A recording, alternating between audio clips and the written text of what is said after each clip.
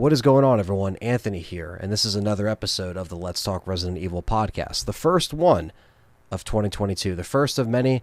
It's a brand new year, brand new start, plenty of goals that I have set, plenty of goals I want to reach, and we're not stopping. Like I said, in the last episode of the podcast, which was kind of like a state of the channel, state of the podcast address, and it was just the last couple weeks of December was me recording this show, recording other VODs, stuff that I was working on to pretty much try to release and get a feel for the release pattern that I want to do and the schedule, my personal schedule. Same thing with the first couple weeks of 2022. Got back into rhythm of streaming on my own and, figuring out the VOD content and stuff like that, and what I've been recording and working on. And this was one of them. There's going to be 2 shows this month, and this is one of them. Now, in tonight's show, we have a very special guest. We have Beggy from the Residents of Evil YouTube channel, as well as BeggBegg, her own personal channel. And she's a part of the LTRE community as well on Patreon, supports us on Patreon, and is always just hanging out in the chat. A good member in the Resident Evil community.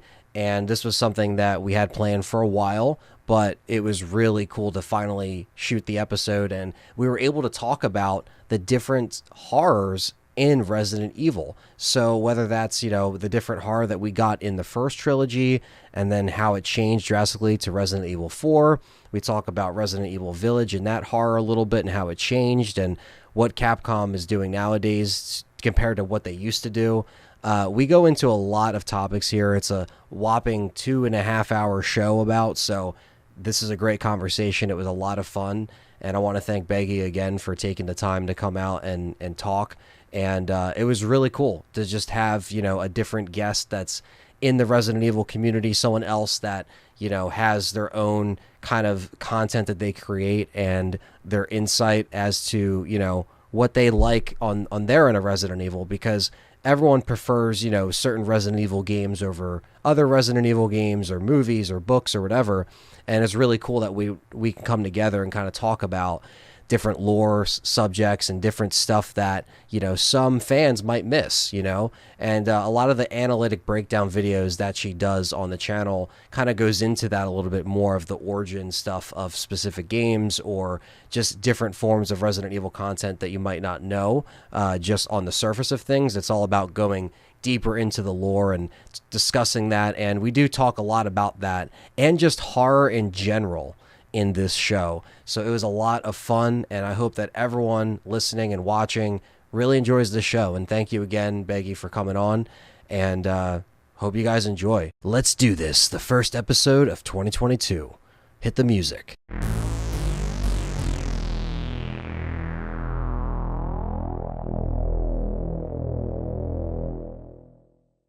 What is going on, everyone? Welcome back to another episode here on the Let's Talk Resident Evil podcast. And today I have a very special guest on the show. It is Beggy from the Residents of Evil. And you may know her from the Resident Evil community all over YouTube. And she's always in the chat, hanging out. What's going on today? Lots of stuff, planning a couple of projects. There's one in the making that is like audiobook oriented of S.T.A.R.S first novel. I want to have a series coming basically throughout next year. The other one is on her second novel, and it's more like an analysis. It's like a very full-on fleshed out analysis of the different shades and nuances of Resident Evil villain characters. A lot of them are very similar, and we see different iterations of them during the CGI films. Throughout all of the games, we see all of these traitor characters. And this really focuses on those treacherous ally characters and the theme of corrupt superiors and basically corruption and how that is twisted into every different shade, every different flavor in Resident Evil. And 2 is the prime example. 2 is the perfect game to really analyze those concepts. So those are a couple of things I've been working on lately. Oh, that's awesome. Yeah, there's so many characters that have recurring themes in this franchise, and highlighting some of that stuff because we see some of that in a different light in all forms of Resident Evil media and concepts that they have. So that's really cool to kind of be diving deeper into that. Honestly, I think that with the CGI films that we have here, we have Degeneration, we have Infinite Darkness. you could see so many of them like kind of played and replayed over each other. Right. Wilson and Frederick are like two prime examples where they both have like the inhibitor or the vaccine or whatever you want to call it. Yeah. And they're both like the stooge with the sunglasses that doesn't reveal themselves until the end. And then Wesker plays that exact same role. He's just in different iterations of Resident Evil. So I think betrayal and deception are like really big. They're really at the forefront of Resident Evil. Every single entry has some element of it, and sometimes that betrayer, that treacherous character is Umbrella itself, and that has happened time and time again. Again in RE2, when Birkin's work is stolen, in RE0 when Marcus's work is stolen, um, Umbrella basically leaves all of its pawns, of its minions and its workers in their own, in a pool of their own blood. And it is like the ultimate traitor that kind of reflects the treacherous attitudes of a lot of its underlings. And I think that's like really cool. Yeah, and it's crazy how far back they kind of dive the lore from Resident Evil, like the roots of how far back it goes, and so many there's so much connected to it throughout the years, and I think that's why there's like always a fascination with something like this, where there's it's always ongoing, but there's so much that's already there from so much forms of media from just the mid to late '90s to early 2000s.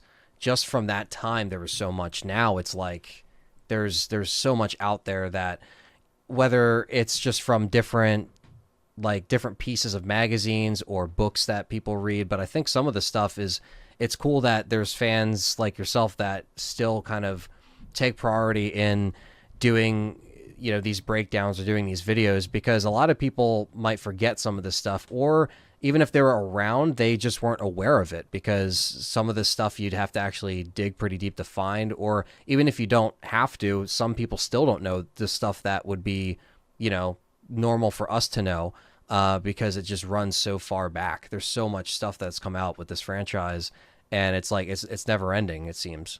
Yeah, it almost is rivaling the size of something like the Marvel universe. You know what I mean? Yeah. That sounds Yeah. ridiculous to say. That Right. sounds like a comparison that is completely blown out of proportion. But think about the amount of canon novels and light novels and literature that is all dedicated to Resident Evil, one singular franchise that people just don't really discuss. They don't look into. There's the true story behind Biohazard. There's the Wicked North Sea. There's all of these books. There's S.T. Perry novels, and there's so many different iterations of all of these Resident Evil stories that got told time and time again. But after an era of one Resident Evil title comes and goes, we tend to like forget about like that external literature, that supplemental material, and bringing that to people who especially don't really engage in that medium to begin with, that aren't readers. I think that's like a really strong point of objective for me, bringing this kind of like novel material and the stories and the points of the novels to people that don't really read, Mm-hmm. because I think they're extremely compelling stories. I think they lift what many outsiders of the franchise would consider one-dimensional characters, one-note characters, into something larger, something multidimensional, and something that can develop over multiple entries. And S.D. Perry has done wonders to contribute to the multidimensionality of these characters. And so bringing all of these to light and showing everyone these different iterations of how Resident Evil can go down, um, it's just like a really good gift to keep on giving the community, because for one, it's like, again, it's a medium that people don't touch if they're not reading, but then also you could put your own analysis and spin on it too. So even if the material is there, there is a lot of it that is a little bit cryptic, and it doesn't inherently have its significance on the Resident Evil series present. One really good example of this is the George Trevor Secret Files. This is actually something I dove into a few months ago, and there's a really fascinating set of secret files. So there's two different sets, kind of. There is one, there's kind of three different versions of George Trevor's notes, which is like crazy to think of, right? One is from the true story behind Biohazard, and then another one is actually scrapped by Mikami from the original game, and it could only be retrieved by being removed from the disc. And they actually reveal all sorts of different weird lore details about why there's a broken shotgun in the mansion, about why certain items are relevant. Huh. And Shinji Mikami actually removed those from the game shortly before the release of the original 1996. And it's so cool to find it and then basically bring up all of those little lore details once again to the surface. And that's one of my favorite examples. So Yeah, and I think it's with S.D. Perry's novels, like that's a good example of like the detail that a lot of people, might not miss, or they do miss, and they might not get because they don't read or they don't get the actual, like, Resident Evil novel. They don't have them in that, I guess, like, going into them in that mindset of like, these characters from the games, but getting some of those layers to kind of peel back a little bit and kind of getting like in the thought process of these characters.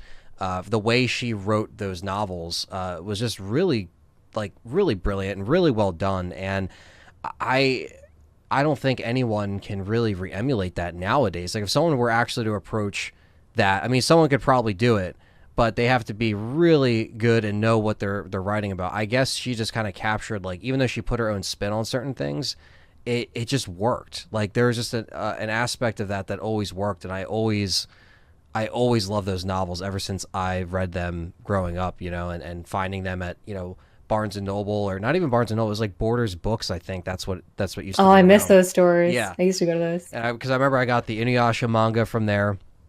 That came with the DVD. And then I kept going back and trying to find they actually stocked the Resident Evil novels back then. I got the first one off of eBay in like 2007. And then I remember I just kind of went and tried to get the rest of them. And then I think I got most of them from there.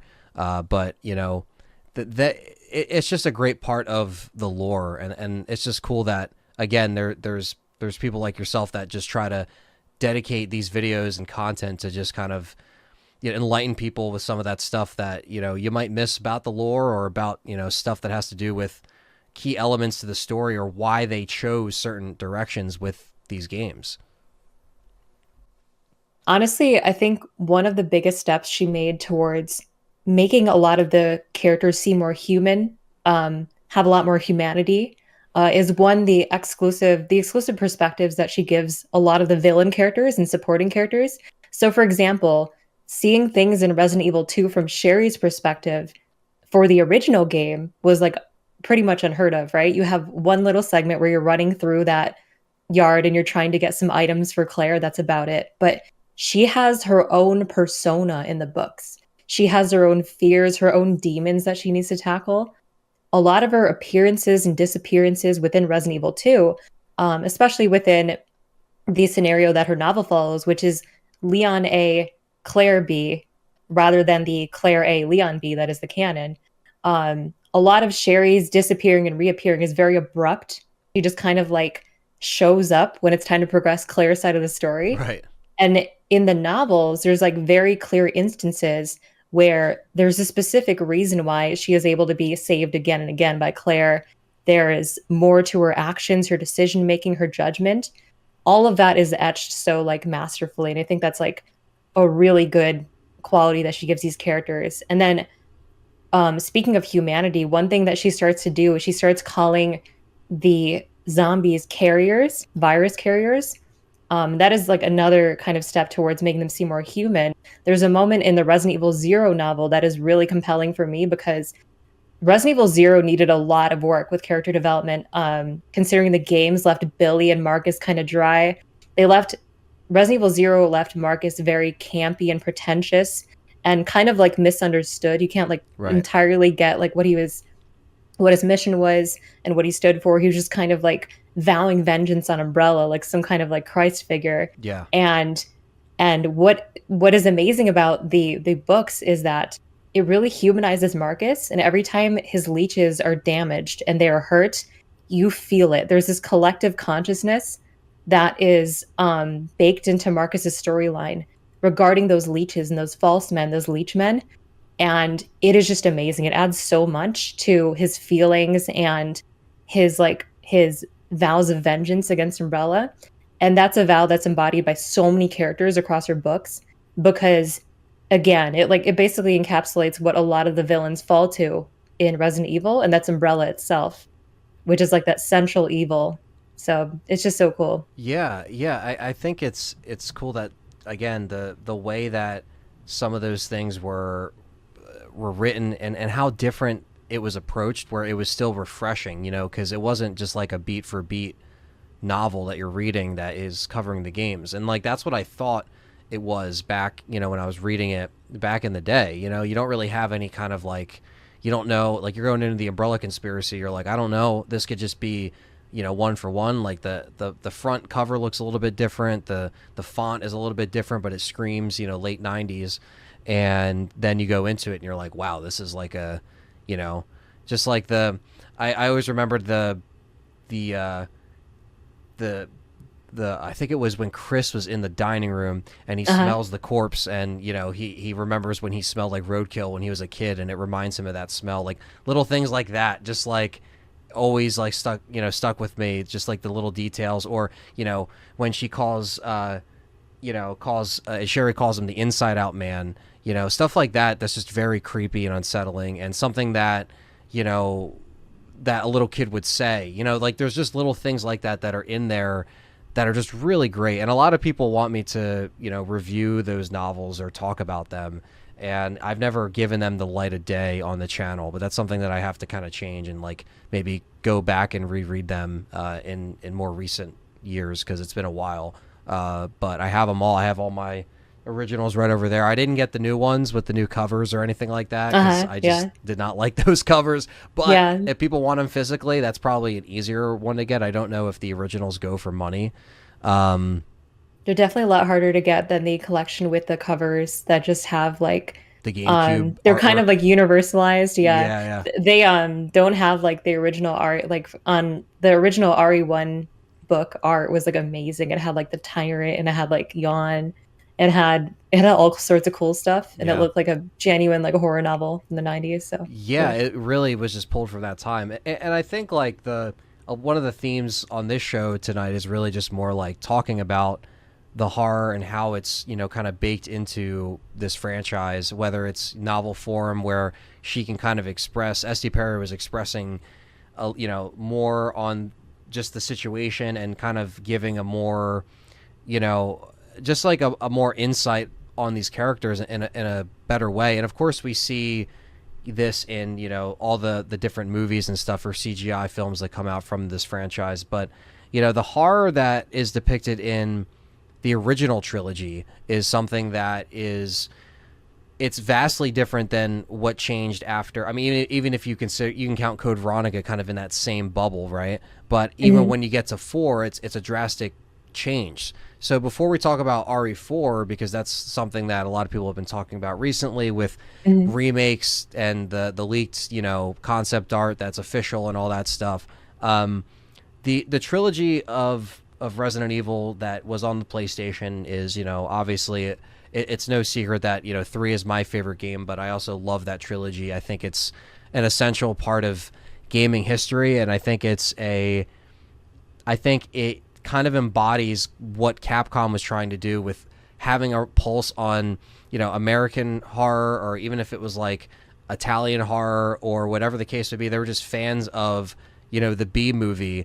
And I think we should talk about that a little bit, because that is kind of what went into the RE1. Obviously there was Sweet Home, and there was even that film with that game on NES, preluding Resident Evil. So we had these horror elements kind of around in the gaming world. Same thing with Alone in the Dark and everything. But there's something about Resident Evil 1 that for me it just screams 70s B movie, and it always has. What do you have to say about that in terms of like the vibes you get from the original 96 Resident Evil? I was actually like really surprised when just recently I actually started watching more of George Romero's films. I saw Night of the Living Dead for the first time just like a couple months ago, like ever, and I saw the black and white version. Yeah. And I was astonished at how much of that film's influences, its iconic lines and its iconic concepts regarding zombies were actually built into Resident Evil early on. One of the coolest things that I took from watching that film and then reading, which was reading this prequel novel, which is called Biohazard: The Beginning. And this is part of the true story behind Biohazard, right? And it's like Chris's story. It's like a prequel book, and it shows it's like non-canon technically, but it's Mm. also canon technically. It's very strange. It contradicts the events of the games, but also it has a lot of shared elements with the game. And so when you see Chris and he's on his journey, he's looking for Billy Rabbitson, the disappearance of his friend, his childhood friend. And while Chris went to the Air Force, Billy was a medical. He was like a student, and he was like he was an amazing student. He was like a phenomenal um, med school student, and he went to work for Umbrella. And after the disappearance of him, Chris is like investigating this, and he finds him at the end. And when they're taking down the zombies, they break into Billy's house.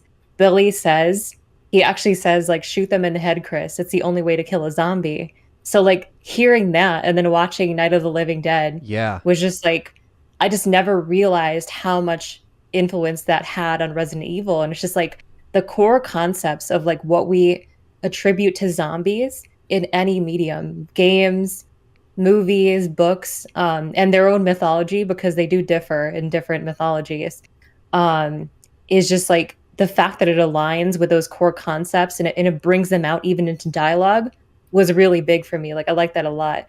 Um, Aside from that, I loved how many different horror games try to do the campy aesthetic, the very pretentious, ostentatious, extravagant look of like the Spencer Mansion of any of its really fine locations. But I feel like Resident Evil hit a new milestone. One, because it's always technologically innovating at the beginning of like every next console generation. You know, there's engines that it's built, for example, like the RE engine. Nothing from like some developers is ever going to touch what they've made in terms of graphics for the RE engine, and bringing things like knight's armor and dining tables and other kind and paintings, all of these like elements, putting them together has that kind of campy, kind of giallo theme for me. It always looks like it's some kind of art exploitation film in a sense, but like built into a game. And that combined with like the iconic appearance of like zombies, um and at the time there were other like games for me that spelled like this is like a zombie, this is like the iconic definition of a zombie. Like one of them for me was like Medieval on Yeah. PlayStation 1. I love that game, and that was like deeply fascinating, but not it did not try to be as scary as Resident Evil did. A lot of games didn't try to be as just visceral and just gruesome Right, as because Resident even Medieval Evil. had it was like a goofier tone, like Yeah, it's a it little was there, schlocky. but yeah, it was a schlock kind of like, yeah, but it still had like really cool stuff it was talking about, but it didn't have that like that scary factor that it didn't push anything, that was like, it was safe, but it was still amazing. But I see what you're saying. There was a different kind of vibe with that. In terms of that technological innovation, in terms of campy environments along with like monsters, I feel like Resident Evil nailed it like harder than any other franchise. And that was really important because look what it's spawned now. There are so many games with this kind of like more gothic architecture inspired style and aesthetic. And they just go on and on. Like at the Game Awards, there were how many games that had that kind of aesthetic that try to replicate what other games before it had been and what they had done so well. And it was at a time where they weren't so common. It didn't seem all so samey. It Right. was very unique at the time. And so seeing that was just like, wow, like this style, it builds onto itself. It goes into like RE2, RE3 with the clock tower, it goes into RE4. You see the knight's armor chasing you in that iteration. You see the dining tables there as well, with like a little poem that's written on the walls. So it's just like it established these trademarks that would be present forever in the franchise and always spell out a game as like Resident Evil among like anything else. And there are so many formula building elements, and that's like one of the biggest ones in terms of its art style is like very campy, extravagant kind of art. Yeah, and it has a charm to it, and I think that's why for me, like I go into Resident Evil with the mindset of like, okay, if I'm gonna look at Night of the Living Dead, especially the original, I see, I think isolation. I think going into a house that you don't know, what's in there, and you don't know if it could be trapping you. to your death, you know, ultimately leading to your death. And the way that the, you know, survivors would talk to each other in that film, and the way that they would not trust each other or they would turn on each other, is just common themes that we would see throughout even Resident Evil, where there That's is that true. like layer of trust. Yeah, they weren't special forced out, but and that's what made it more, you know, more relatable to what Romero was kind of adding to it. But what was really cool, and I know I talked to you about this before, but the remake of Night of the Living Dead is something I wanted to talk about when talking about Resident Evil 1, because the remake of that film is not only amazing, Tom Savini's remake, it is more of a like a more like, I want to say, I was going to call it modern Resident Evil. At that time, it was like the modern Resident Evil film, because it almost it predated Resident Evil by 6 years, but 5 years, 6 years. But it is like they changed Barbara completely, where she is like a badass in that movie. She's actually Oh, like a okay. Jill Wow. kind of vibe, and she has short hair, and her shorter hair, so she kind of reminds me of Jill in that way, but she doesn't act like Jill. She's not special forced out, but they took a different approach to her in that film, and I think that Capcom definitely looked at probably both renditions of that, without a doubt, because that was kind of what they would, you know, bring up even in Resident Evil 2, with them, you know, breaking their hands through the boards. Same thing with the windows, you know, breaking in Ah, in that's the house true. and stuff like that. So there's elements to that I always loved, and of course Dawn of the Dead is just like still, in Day of the Dead. They're all just amazing films, but they definitely took from that, like you said, RE1 kind of set that foundation for like the house game of like horror, of not knowing what's inside the house, but it definitely looked at stuff like Night of the Living Dead or even Texas Chainsaw Massacre, where you're going into this random ass house, or farmhouse. And of course they would look at, you know, they would use that directly for Seven down the road. Yeah, But you know, even back then they were probably still like, well, that's one of the movies where it's like, you know, it's all about just like going into the unknown and not knowing what to expect. And with this, it's like, even if you're special forced out or you're part of S.T.A.R.S, it doesn't matter, because we're only going to give you, you know, so much ammo, so much health. It's harder to, you know, get around and navigate, because you don't have a lot more resources like you do in 2 and 3, where it feels like, that's why I think 1 always kind of had its own isolated feel. They all have their isolated feel in a way, but I always liked that 1 was just like, it was just so like, this is what you got and that's it. And it's still challenging to this day. You could still get caught by a hunter or clipped by whatever, even if you play it so many times. There's always just like, you always don't know what to expect. Even if you expected it a bunch of times, you can always, you know, get messed up by something small, something little you can do. It happens to the best of us, but I always like that charm for that first game. No matter what version you're playing, it's still, overall, that whole vibe really came from Night of the Living Dead. I mean, Romero is the godfather right there of the zombies. Yep. And honestly, I think it's important that you mention like that change, because I have yet to see the remake. But for Barbara, I actually think that that kind of archetype of character, like a badass chick with short hair, she like outdoes her male teammates. Like that's very big in films now. That's like that was even like a big thing for Aliens, the original with Yeah. like Oh yeah. Vasquez. Oh Yeah, that yeah. character. And even you could argue probably like Jill in the new Resident Evil. Um, so that kind of character, as well as like um Rain in Resident Evil, Oh, the first absolutely. Resident Evil, yeah, Yeah. by Paul Anderson. So like that character has been like done up and done again and done again. And that was a time where like establishing that strong female lead character, like kind of building off of Aliens Ripley and Vasquez, was like a really big thing. And is like, in order to get people to really like and respect a character, they have to be competent. They have to be like strong. They have to be aware. They can't be like just a dunce. Like Right. they have to be aware, and kind of establishing that, as well as establishing the kind of laboratory aesthetic, like the futuristic feel of like a really polished, clean laboratory. That started to become bigger and bigger in the games. Every game ends with a laboratory and then it blows up in the end, but also laboratories in of themselves kind of evolve. Not all of them They look the do. same. They kind of were grungier, more rusty, and like dingy in the older games. And as you see the remakes in RE4, RE5, they start to get very clean, polished, more of a cinematic kind of like polished laboratory feel, like the first Resident Evil, like Aliens, like Dread, like Judge Dredd. Yeah. So all of those kind of movies are the culmination of like action and horror that would become the aesthetic that would contribute to Resident Evil.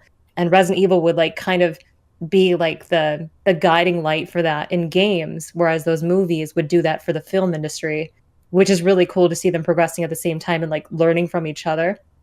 I've always liked that. Yeah, that was always the thing, was like how they would all feed each other from the experiences, and how they would kind of like just keep layering on top of each other, for like everything's kind of being taken from, like with Resident Evil. I like the fact that when when I first played that game, the first thing that I that I would think of is, okay, this feels like, I'm isolated or alone. And then when I started to kind of like check out and rent movies and stuff like that, and start to kind of dive into horror a little bit, I understood a little bit more of as to like recurring themes that happen in horror, and the different styles that some of these filmmakers would approach, or even people that are creating these games. Like they're trying to set out a certain like, I guess the goal would be to scare you, but I guess like even back when I was a kid, I wasn't necessarily scared, as I was so curious to see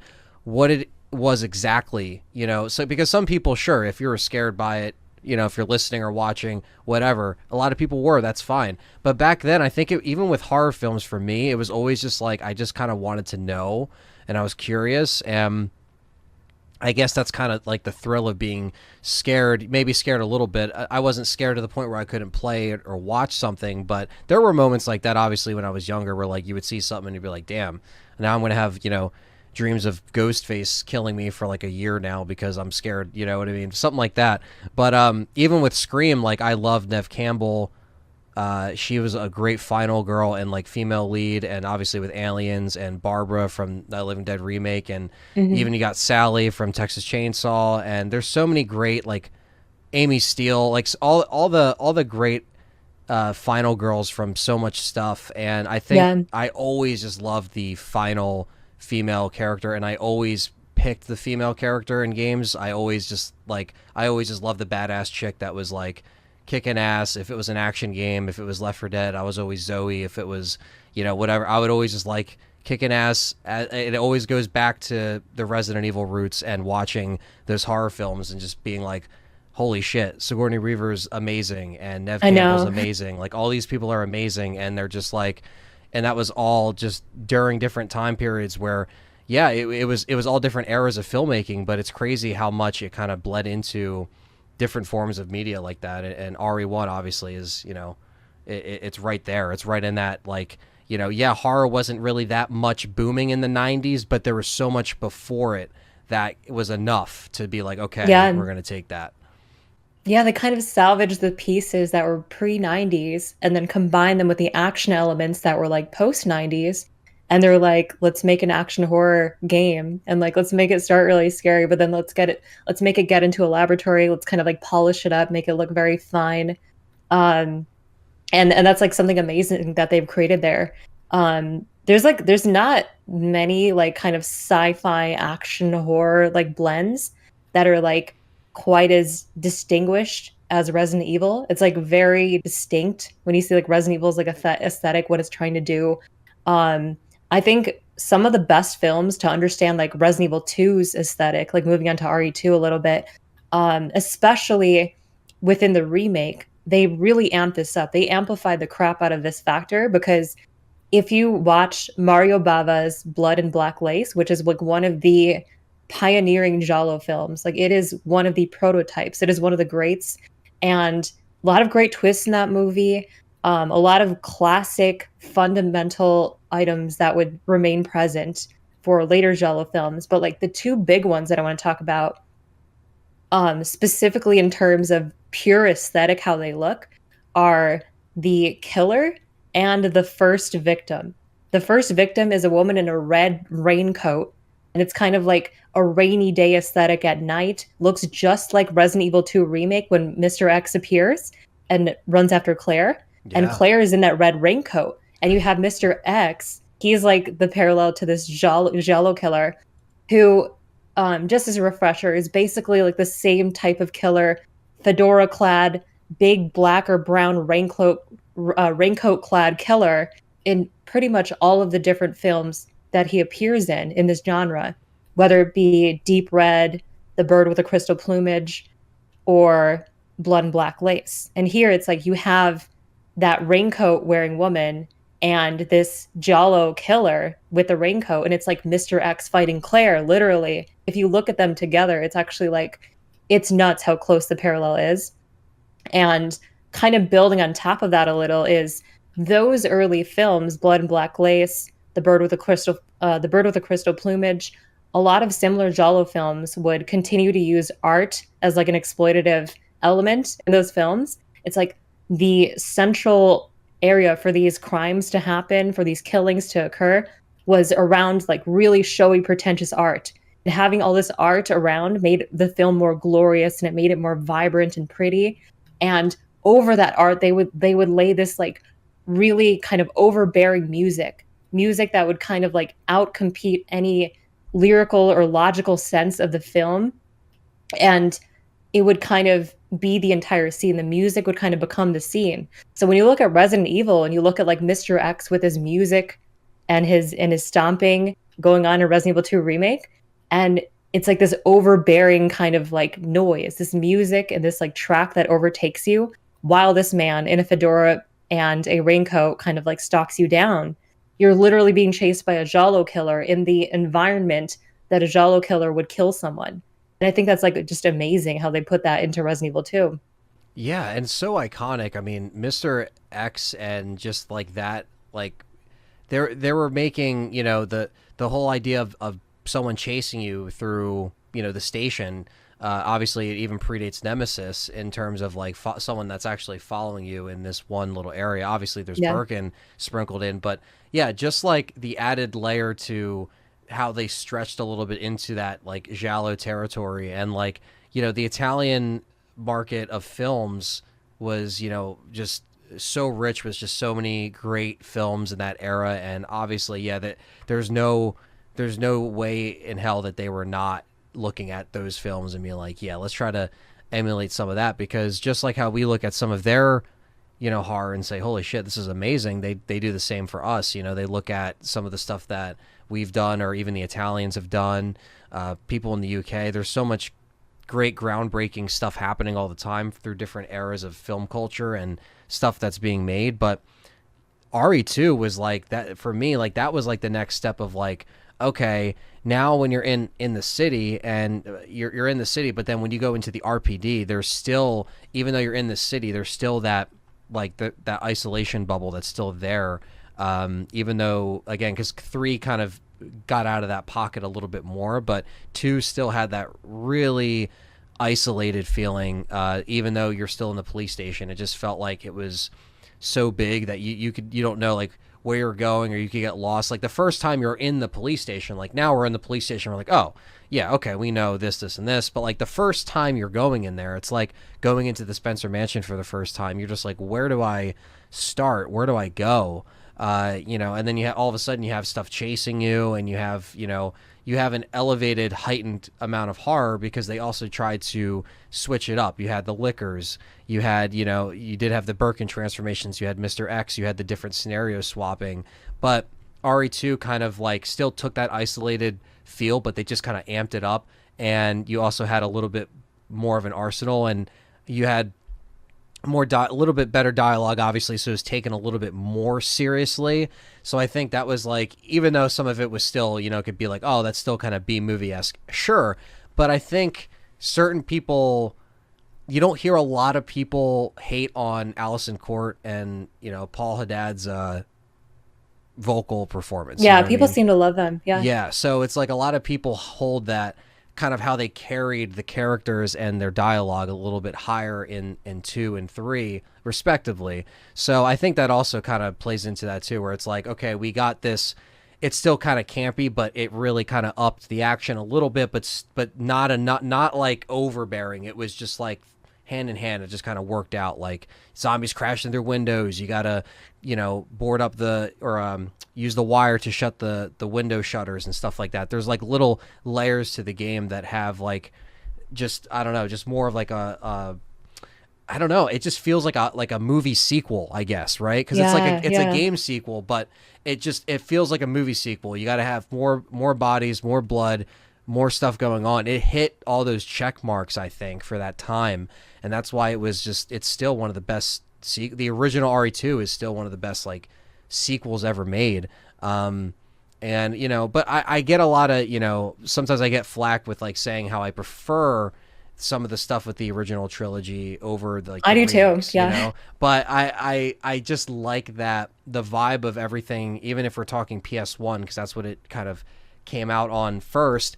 I just like the between the sound effects and the music and the charm that like all three of these games as a whole kind of just capture. It just, I don't know, there's just a certain aesthetic to it that I really like. And of course the cinematic fixed camera angle perspective that added like a whole layer of horror that was completely removed when that kind of got sideswiped by the different angles that we got.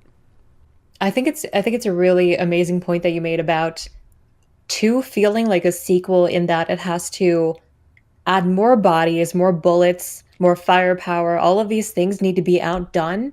And I feel like Resident Evil as a series, and the whole spirit of Resident Evil has always been to kind of like outdo the previous one, Sure. right?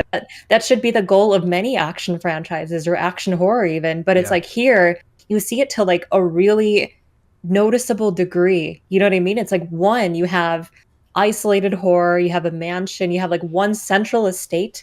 All of them have grand estates. That's another like really big piece of the formula. One very large labyrinth-like estate. And then from there, you kind of spread out to another estate, or you go to a laboratory, other types of environments that also embody the feeling of just being lost and not knowing where to go. And so the games that would follow, 2 and 3, you have like the streets gradually open up more and more. You see it a little bit in 2, and then 3, they really kind of let you explore. They let you see around Raccoon Park, the clock tower. There are estates that are actually set on like this big roadmap of like this open expanse of like city to explore. So he started with one estate and then kind of went into a laboratory after like one other, like the residence, I guess you can count it as like another one in the first one. Mm-hmm. And then in the second one, you have the police station, the streets, the sewers, and then you have the marshalling yard, and then you have the laboratory. And then in 3, you have this entire open expanse of like city to explore. And it just becomes grander and grander. And that trend kind of continues really beyond there, even more so. And I think that's like what sequels often try to do of films as well. They kind of try to have all the core elements, but do it more and do it better. And just really try to outdo themselves in terms of like the spectacle aspect, especially in any kind of action. And so like the rocket launcher that ends the next fight is always brought up a notch, like when you fight Birkin at the end of the train, it's this huge explosion that like takes him out. And then in 3, you have an entire rail cannon. You have this like monstrous like rail cannon weapon to like wipe out this monstrous threat. And I think that like that trend is just like, it really nails the 90s action cliche of like, here's a big explosion for the final encounter. But it also like, it has this sense of tradition, almost like I've compared it to Fast and the Furious before, of like, we're gonna have some crazy scenes, we're gonna have some fights, and then when it ends, we're gonna do some superhuman shit, and we're just all gonna be okay, and we're gonna smile, and we're gonna ride away in a helicopter. And it's just like, that's like what Resident Evil has become. It's like all of them, you kind of just leave. 2 is a train, sure, but like literally look at all of the others, and it's just like a jet ski, you have helicopter. You literally crash a helicopter in the beginning of 6, and I remember seeing that with Leon, and I was like, how is this guy not dead? Like this, like he's just like barely hanging on. The guy's like trying to pull him out of the helicopter. He's almost fallen. I'm like, what is happening? Like, that was like some Fast and the Furious shit. You want to talk Fast and Yeah. the Furious shit? RE6, the beginning of that game, when you're running on the bridge and you're jumping on the helicopter, I was like, what am I playing? This is Oh like, yeah. RE5's intro wasn't even that intense. You were just in the village trying to find Sheva, but that was just like, all right, guys, we're going to show you how it's done. You know, that was back when Capcom was trying to compete with Call of Duty sales, you know? Like, Oh yeah. that was when we pulled a quote from one of their articles back when that was like, you know, relevant. So it's kind of weird how like, and even how like the movies started to kind of influence the games post,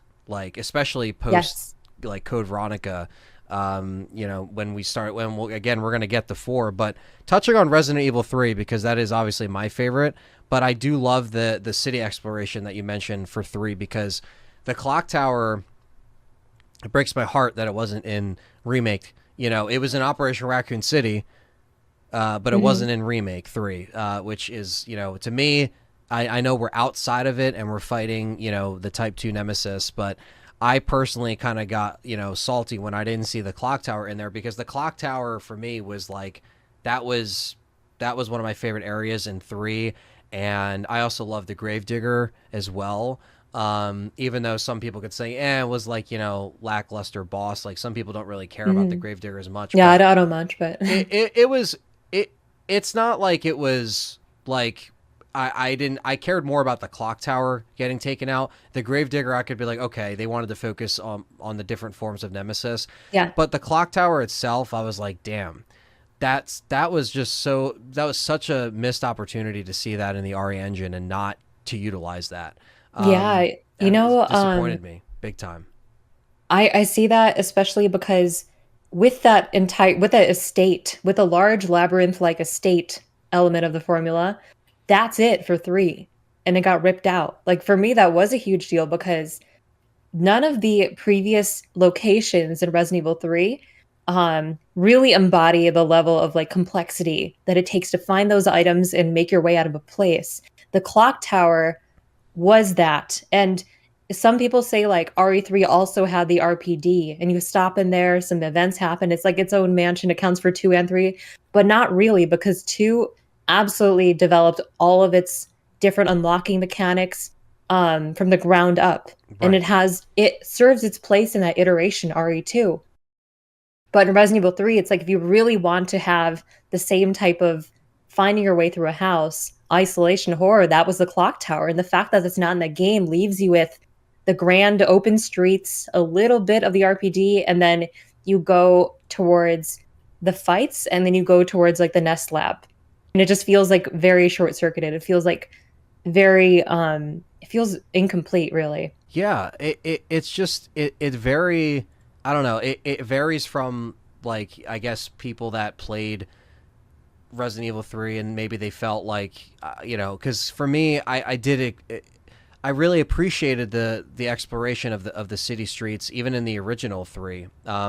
Because that was like the big thing where you weren't at the RPD for most of that leading up to the end in the laboratory. It was more just like you are going and exploring, but you're also getting chased at the same time by Nemesis, and that in and of itself was terrifying enough, and it kind of held a bigger threat. And obviously you had the quick turn, you had a lot more ammunition options, you had the mixing of the gunpowder, but it added a layer to Jill with her escape, and it was a essential piece to the story to see where she was going to go and how she was going to escape, and we cared because we saw what she went through at the mansion, and you know, it took all of this to, even in Resident Evil 3 remake, where she's like in house arrest or whatever the case may be, whatever you have to put on the line, even if it's like your job or your line of work, just to try to reveal the truth and to do everything. I thought that like the way that was all kind of wrapping up in the original 3 with 1 and 2, with the weight of 1 and 2, it was just perfection. And that's why I think it really like capped off the trilogy. 3 Mhm. definitely upped the action for sure, but I think it also, along with that, the horror moved right along with it, because you had the nemesis just being relentless and having different forms, even more so than Mr. X and Birkin. He, Yeah. in my opinion, he puts them to shame. I think Nemesis is the most badass BOW. Maybe I'm biased, but I think he's awesome. And say what you want about who would win in a fight. That's for another time. But I will say this. He wields a rocket launcher, so what the hell, And also, he literally survives, a grenade through a train with Mikhail and flips out of the train. Like, this guy will do whatever it takes to get to destroy his targets and to get what he wants. And it's like a Terminator. And I always found, even when I was a kid, I found Terminator really frightening and scary, like the first one, because I thought that was so terrifying that like someone will do what they want until they kill Sarah Connor, until they kill whoever Yeah. is in their path. But that was like the main goal. And I think that there's some of that influence in there as well. But I like that they didn't hold back in Resident Evil 3. They weren't like, oh, let's make it easier. They kind of were like, no, let's make it a little bit more challenging. Yeah, it might be just as, long as 2. It's not like a, I know it was, supposed to be a spinoff. It wasn't supposed to be I get that, but I'm happy that history changed to what it needed to do. Like, everything happened for a reason, and it's history for a reason, because it's just, I think it's just a perfect way to kind of have it. Now, the isolation feel isn't necessarily there, but the feeling of getting chased is there. And Yeah. I guess the whole like up against the clock, this, the city is going to be no more. It's literally getting destroyed. That adds a layer of like, adrenaline, I guess. So it's definitely a more faster paced game, I guess, than 1 and 2. But the horror element is amplified just because of our boy Nemesis. That's true. I honestly, with the concept of being stalked and chased and how the difficulty doesn't really hold back on you. It's pretty relentless, and Nemesis will do what he needs to do. Um, I think that's really cool because 3 was one of the biggest entries, in my opinion, that solidified Resident Evil's theme of intimidation, of being intimidated, of not being able to face down what you're up against, and eventually, after many trials and tribulations, being able to actually strike it down and win in the final encounter. And the previous games, because they were more horror oriented, and they also had more of a focus on isolation, and they were kind of smaller set, and the firepower and the action mechanics weren't as developed in the first 2 games. Those 2 lend more so towards the tension and isolation, little bit of kind of detachment from reality, whereas 3 is more so you're intimidated. There's someone that only is literally here to come after you, and that's it, and kill you. And that is like, he is like nigh indestructible. He is just like, he is not going to stop. And I think that's amazing because it helps to establish every single entry of Resident Evil, the classic series, and beyond that, as its own type of horror, its own type of scary. Absolutely. Yeah. And going into Resident Evil 4 has its own type of very, very unique horror. And this is something I've like super geeked out about recently in one of my projects, about how Resident Evil 4 is the first and only entry in the entire franchise to implement folk horror. And it is not the fear of being isolated. It is in a sense because Right. you're in a lonely rural part of Spain. You're the American outsider cop or agent that is exploring this unknown territory. And what's interesting too is like the language barrier, right? Yeah, Because that's what RE4 kind of brings to the table. Like, now that we're kind of the trilogies and even Code Veronica, where it had the same kind of vibe for that horror, RE4 kind of takes the turn where it's like, hey, we're just gonna go to this folk horror and kind of also switch up the enemies that you're used to seeing. These aren't just, infected zombies. This is a whole different approach, because yeah, even before 4, they were trying to take a more paranormal approach that probably had nothing to do with, everything that we're about to talk about with this folk, horror. I don't, unless they still had some of that stuff and then they were mixing it with 3.5, the infamous, Hookman and everything. But that seemed like it was going in a completely different kind of possession, I guess, I guess that's what they yeah. were going for back then. Kind of like demonic possession, supernatural, Yeah. paranormal, ghost kind of feel. Yeah, Yeah. now the RE4 that we have now, what's so beautiful about it, and I'm such a nerd about this subgenre of horror, folk horror, is because it is the word for it to define it and distinguish it from every other entry in the Resident Evil franchise is alienation, intense cultural alienation. So it's not necessarily the monsters, it's not necessarily the isolation that is the most scary, but it is the behaviors of human beings.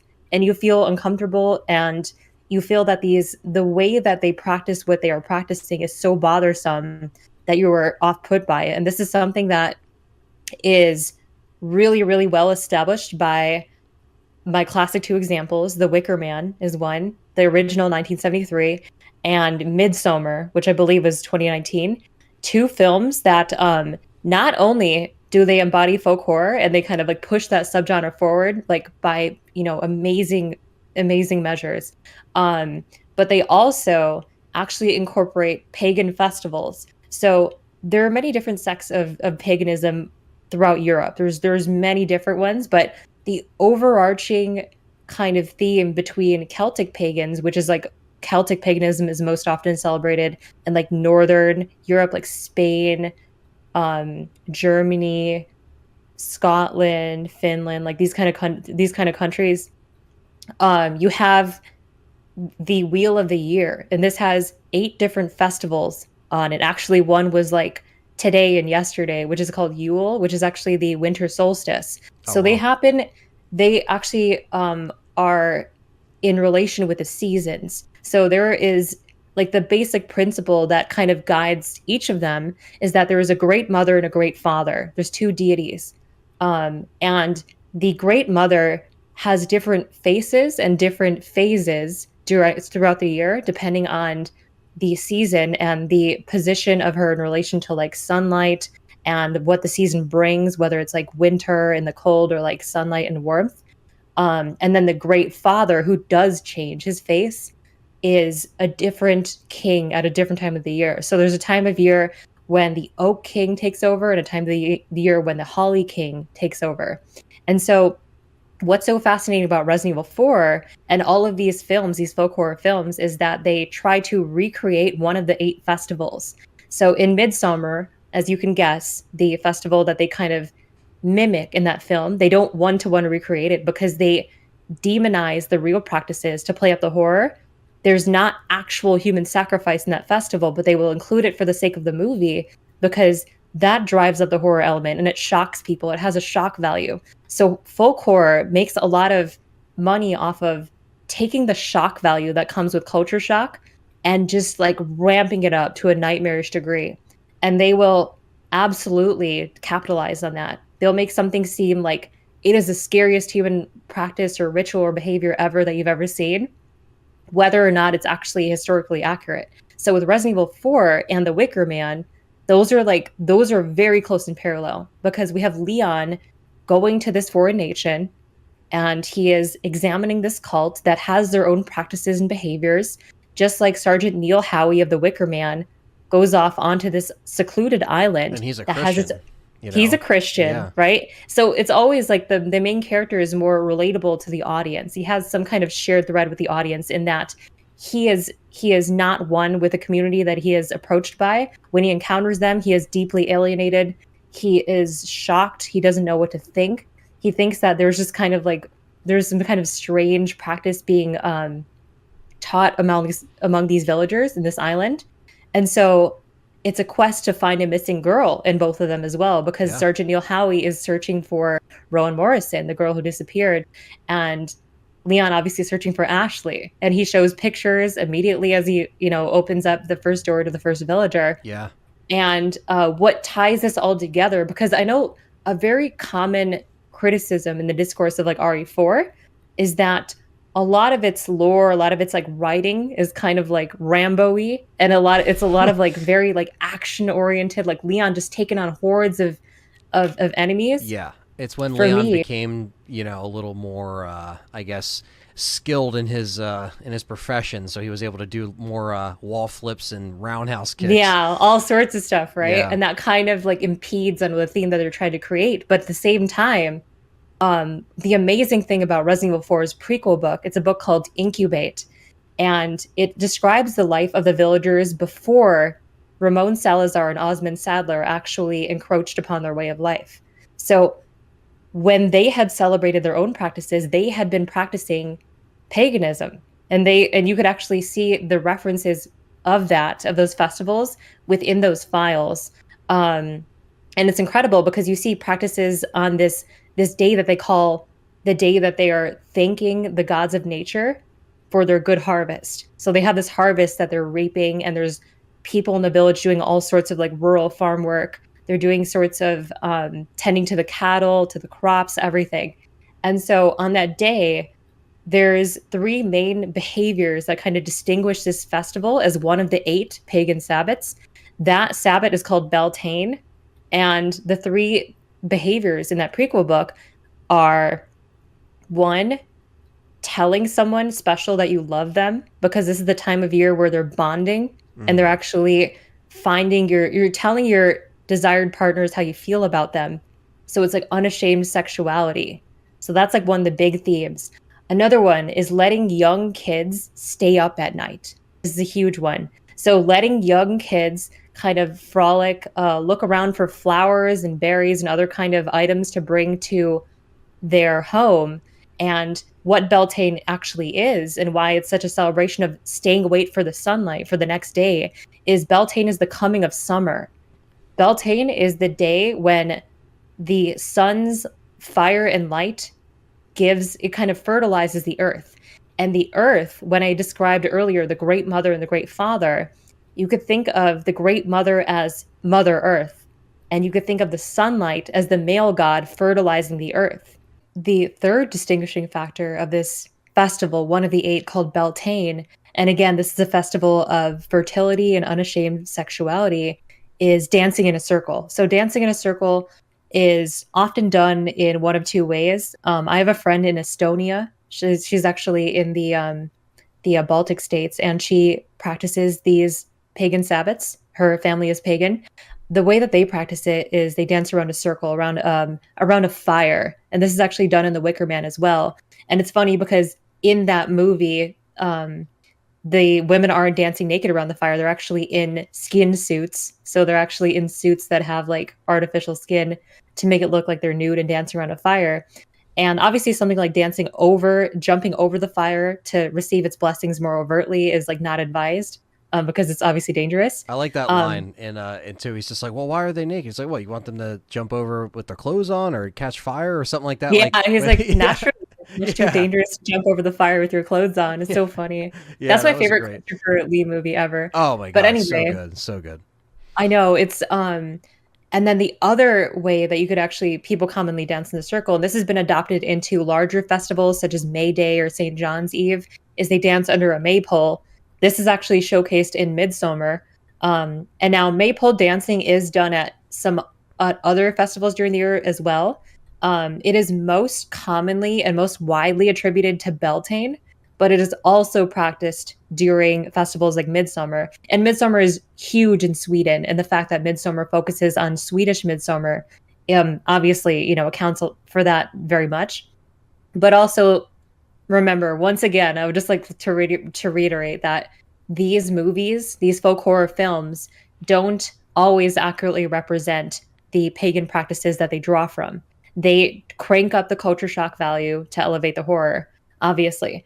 So those are the 3 practices that kind of distinguish the Resident Evil 4 prequel novels festival as Beltane, as this real pagan practice, which helps to kind of ground Resident Evil 4's foundation in real paganism. And that's like very cool. So those 3 practices, dancing in a circle, letting the kids stay up overnight to see the light of the fire, the coming sunlight on the first day of summer for the kids. That's like a sign that the male god of fire is here. He is going to fertilize our earth, and he is going to ensure us a bountiful harvest, which is why in the prequel novel, there's all of this mention about thanking the deities of nature for blessing our crops and giving us a good harvest this year. That's what Beltane is all about. It's about fertility. And then the third and final practice of dancing in a circle. So those 3 right there. Those are like really prominent in this book. And I always thought that was like very cool because we don't tend to think of Resident Evil 4's life before the village.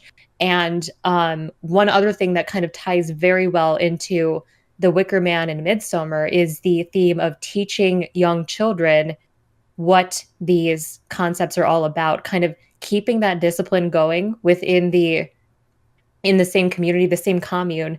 And there's a really great scene from The Wicker Man in the classroom where the teacher is actually describing the significance of the maypole. And as described previously, with the Great Mother being the Mother Earth and Great Father being the kind of like sunlight, that guiding, fertilizing light that comes with summer, we have the maypole. And the maypole is made of two parts: the phallic pole, which is like the male god, and then the triangular wrapping of ribbons, which is like the female genitalia wrapping around the male. So that is like that sexual unity, that unashamed sexuality is represented in the maypole that way in films like The Wicker Man, Midsummer, and alluded to in the Resident Evil 4 prequel book, possibly by the dancing in a circle. Otherwise, it's around the fire, which makes a lot of sense because in the RE4 village, there's that big bonfire at the center. You kind of have this picture of your mind of these kids and their parents rallying around the fire as like one big community. And that fire instills aspirations in the kids. And these kids are they are the pride and joy of the village. And when they die in the prequel novel, which by the way is the reason why there are no children in Resident Evil 4, they get killed by Las Plagas and blood starts foaming out of their mouths. It's very disturbing, very gruesome. And it's just like, it's a very nice, cohesive prequel book in terms of tying together some real grounded pagan elements with the world building elements of Resident Evil 4 and kind of mixing the two together.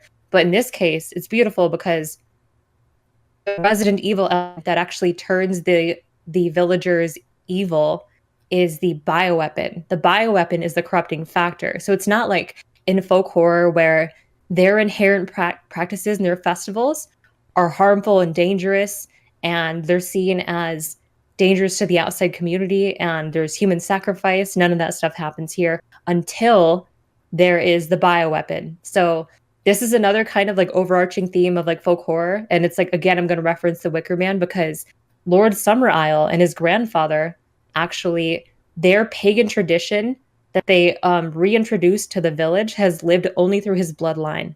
So it's one man and his kind of bloodline that comes to this island, and he reinstates the pagan gods, the old gods. He flushes out Christianity.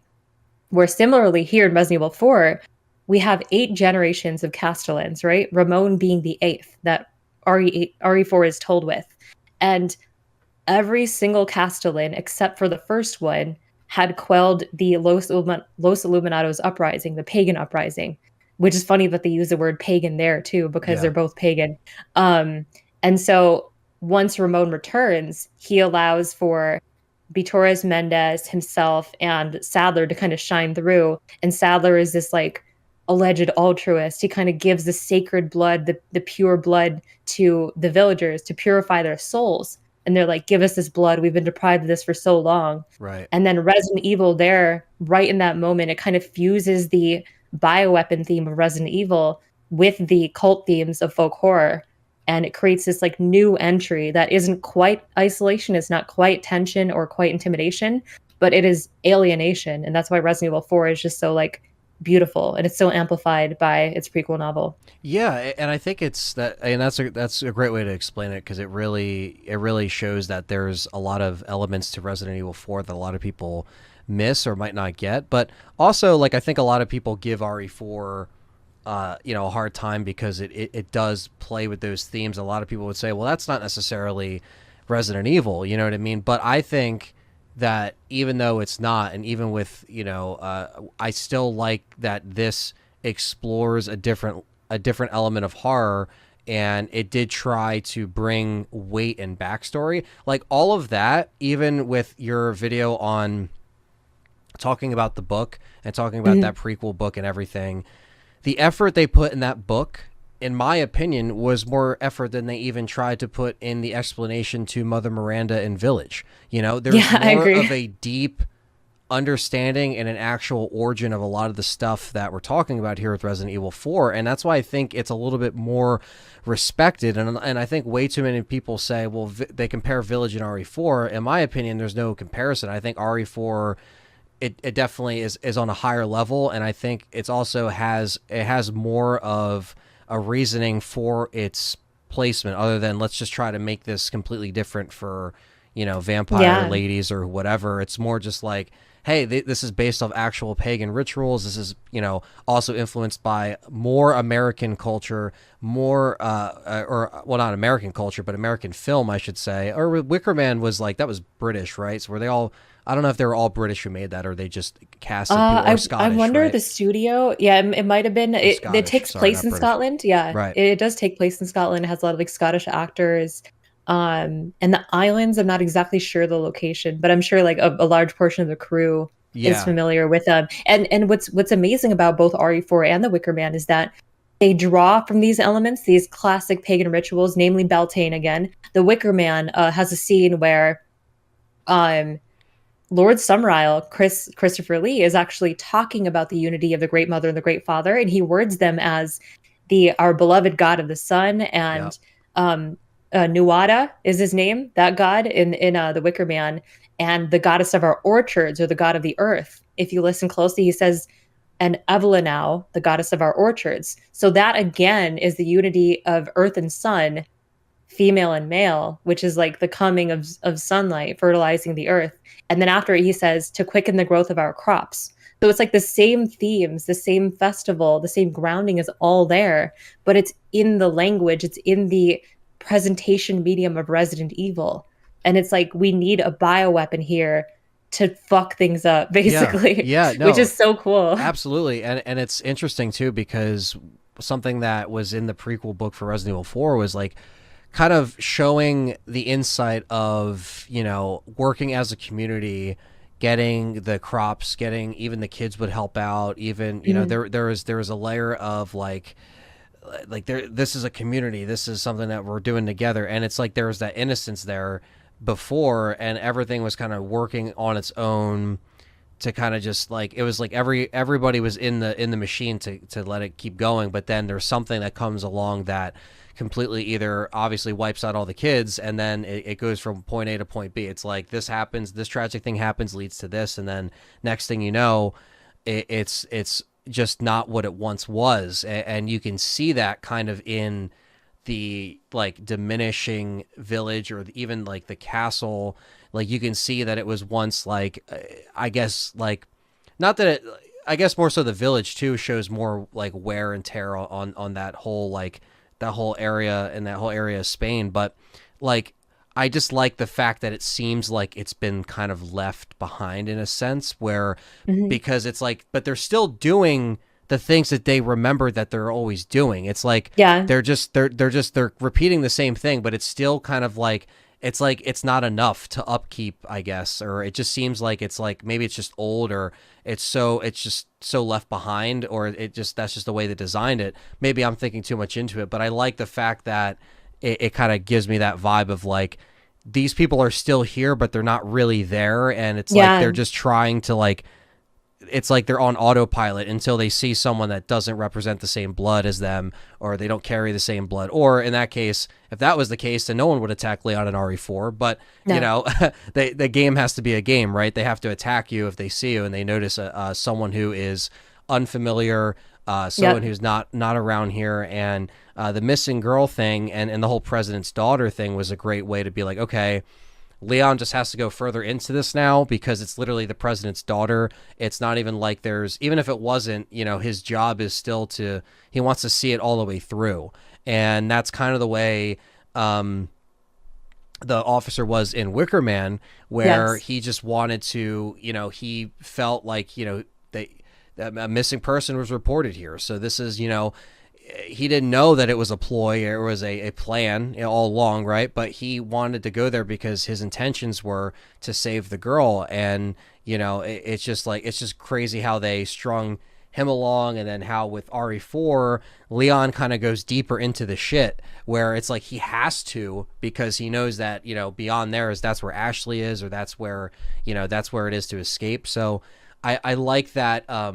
Some sections in RE4 definitely work a little bit better. I always prefer like the village and the castle over like the mines, and The like island. the island is like, Yeah. but I do like the regenerators, and I love what they did Me with too. them. Oh my God. So it's like, and this is when it kind of, you're getting shot at now with bows, and there is, getting shot at by the minigun guys. So there's more elements of, there's shit flying at you, but then there's also elements of like, parasites popping, hitting you with the blade, they decapitate you. You deal with the parasite variations in the castle, or even on the island. So it's just like there's so much to Resident Evil 4, but I think like that whole tone and shift with what they wanted to do with the approach to the origin of the story, and also what they were influenced by, I thought it was good enough, and it was good enough for them to explain like the reasoning behind it. It wasn't just like, well, it's just kind of here because this is where we wanted to take Ethan, and this is where we would want to take these characters. It's more just like, okay, let's give you an explanation, but let's also give you a really damn good game on top of that. Yeah, that's true. And again, some B-movie moments, sure. This is when we saw the movies influence the games, right? With the lasers. And, That's true. we saw stuff like that. So this was that era where that began to become, the money-making machines that the movies were. Apocalypse came out in 2004, RE4 came out in 2005. So yeah, 2 movies under its belt that were making millions of dollars, and they knew that they were just going to keep going. So I think one way or another, it was going to influence it. But, I like the fact that they put Leon in a different position that would make him, I guess, like, if you're in his position, you can't be, you can't be there sitting there being like, all right, well, this is just going to, be a normal rescue mission. This is something that is going to be you're going to unravel a whole cult and a whole, like a whole history of a part of Spain that is now canon in this universe of Resident Evil. And at least they made that feel really rich, and like it, I don't know, it works. It just works for Resident Evil 4. And I love the Wicker Man. It's so good. Like, check out the original, the Nicolas Cage one. It's funny, but it's not good. Okay. I'm just going to be honest. Like, the original is just like one of the most revolutionary films. It kind of revives. It revives, but also introduces newly its own kind of creed of horror. It's really, like, in my eyes, it is the birth of the folk horror genre. Whereas films like Witchfinder General, Midsommar, later down the line, they would kind of like play with the similar ideas. But it's like the Wicker Man, all of the entities on that island, whether they're human or whether they're wearing their masks, whatever kind of alienation you feel from them, they truly encapsulate the feeling of just not belonging, of truly being alienated beyond belief. And that's all they need to scare you. They just need to be different. They just need to be different as a culture enough to make you feel bothered. And that's like beyond impressive. There's a lot of Christopher Lee interviews where he actually sees that as his greatest film and his greatest performance of all time. I didn't know and that. And he's really cute in that movie too. He has great hair, everything. And he's just like, I know, he's this amazing character because he's cool and composed and he's calculated. And Sergeant Neil Howie is, his entire belief system, his moral compass is thrown out of whack because he just doesn't know what to do, what to think of these pagan behaviors. He's like, have you never heard of Jesus? Have you never heard of Christianity? Yeah. And Christopher Lee as Summerisle, he just says, well, he had his chance in modern parlance and he blew it.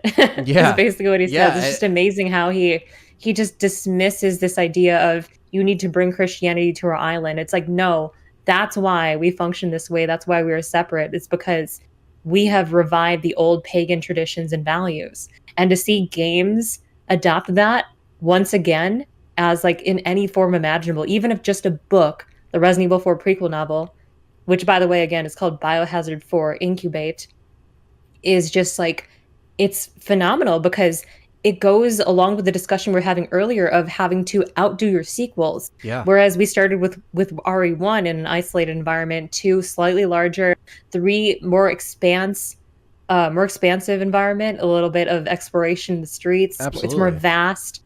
And then in 4 you have an entire commune. You have a village, you have a castle, you have all of these little settlements, and you have a culture that you don't know. It's just like all of these new elements come together in like the most beautiful way. And I feel like this is something that's like a really common theme I noticed with a lot of Capcom supplemental literature, right? They love prequel books. They love additional lore, they love comics, they love manga, and they love books that you can take it or leave it, right? They do that all the time. All the There's even time. a Devil May Cry 5 prequel novel. There's Onimusha prequel novels for the 4th game. There's 2 of them. Oh my So it's God. like, so it's just like they do this all the time. There's always that extra meaning. There's an extra message there rooted in the influences of the game, of the conception of the very game. And whether or not you actually make use of that is whether or not you're willing to kind of dive into those references, that esoteric knowledge that you're like, wait, this sounds a lot like Beltane. This is in Spain. This is one of the countries that historically has practiced Celtic paganism. Were they practicing that before the cultists came in? And it's just like it's just so cool. Yeah. It's just like one of the coolest things in gaming.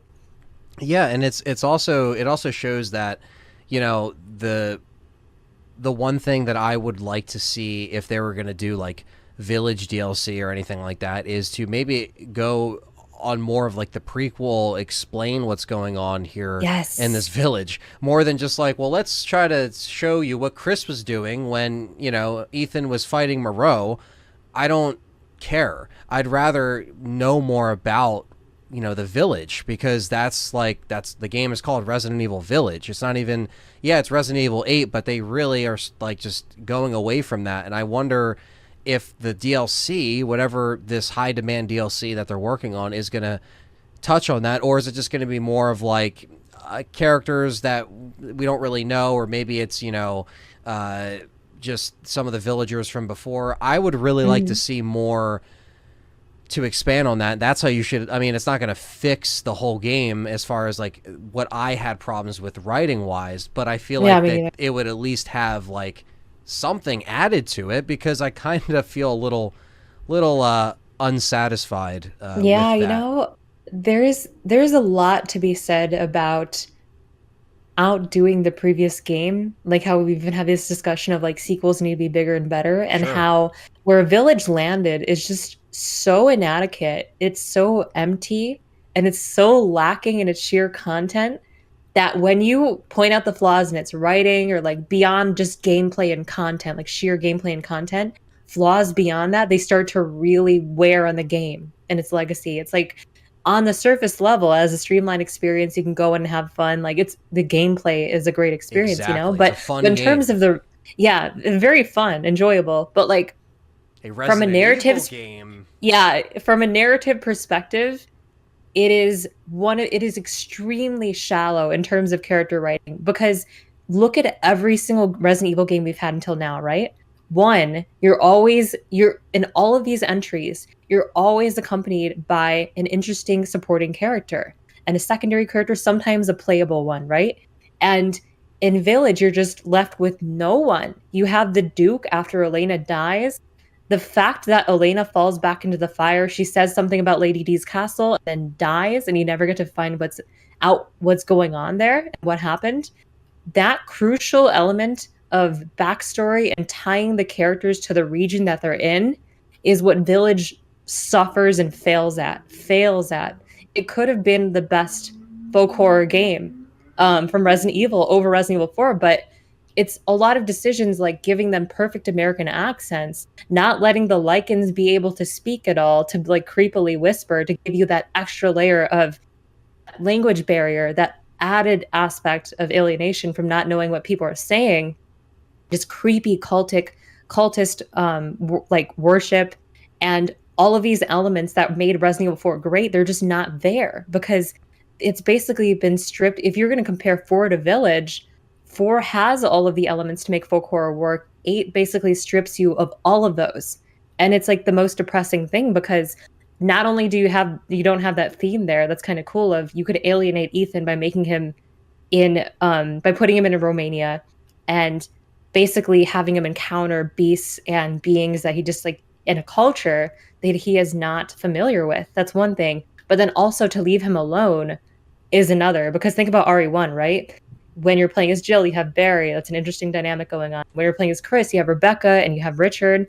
When you're in RE2, you have a wealth of secondary characters. You have Chief Iron, Sherry, Ada, like all of these interesting characters. Yep. 3, you have Carlos, Nikolai, Mikhail, Nemesis.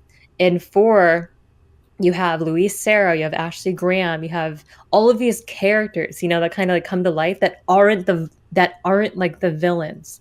These secondary characters that help drive the narrative and tie you to the estate that you're discovering. That essential element of the environment that you're discovering in Resident Evil, you need some kind of characters with a history to adequately tie you to that place. Sherry went to the police station in RE2 because her mom told her to go there. Irons works there, and he's the corrupt cop who's there.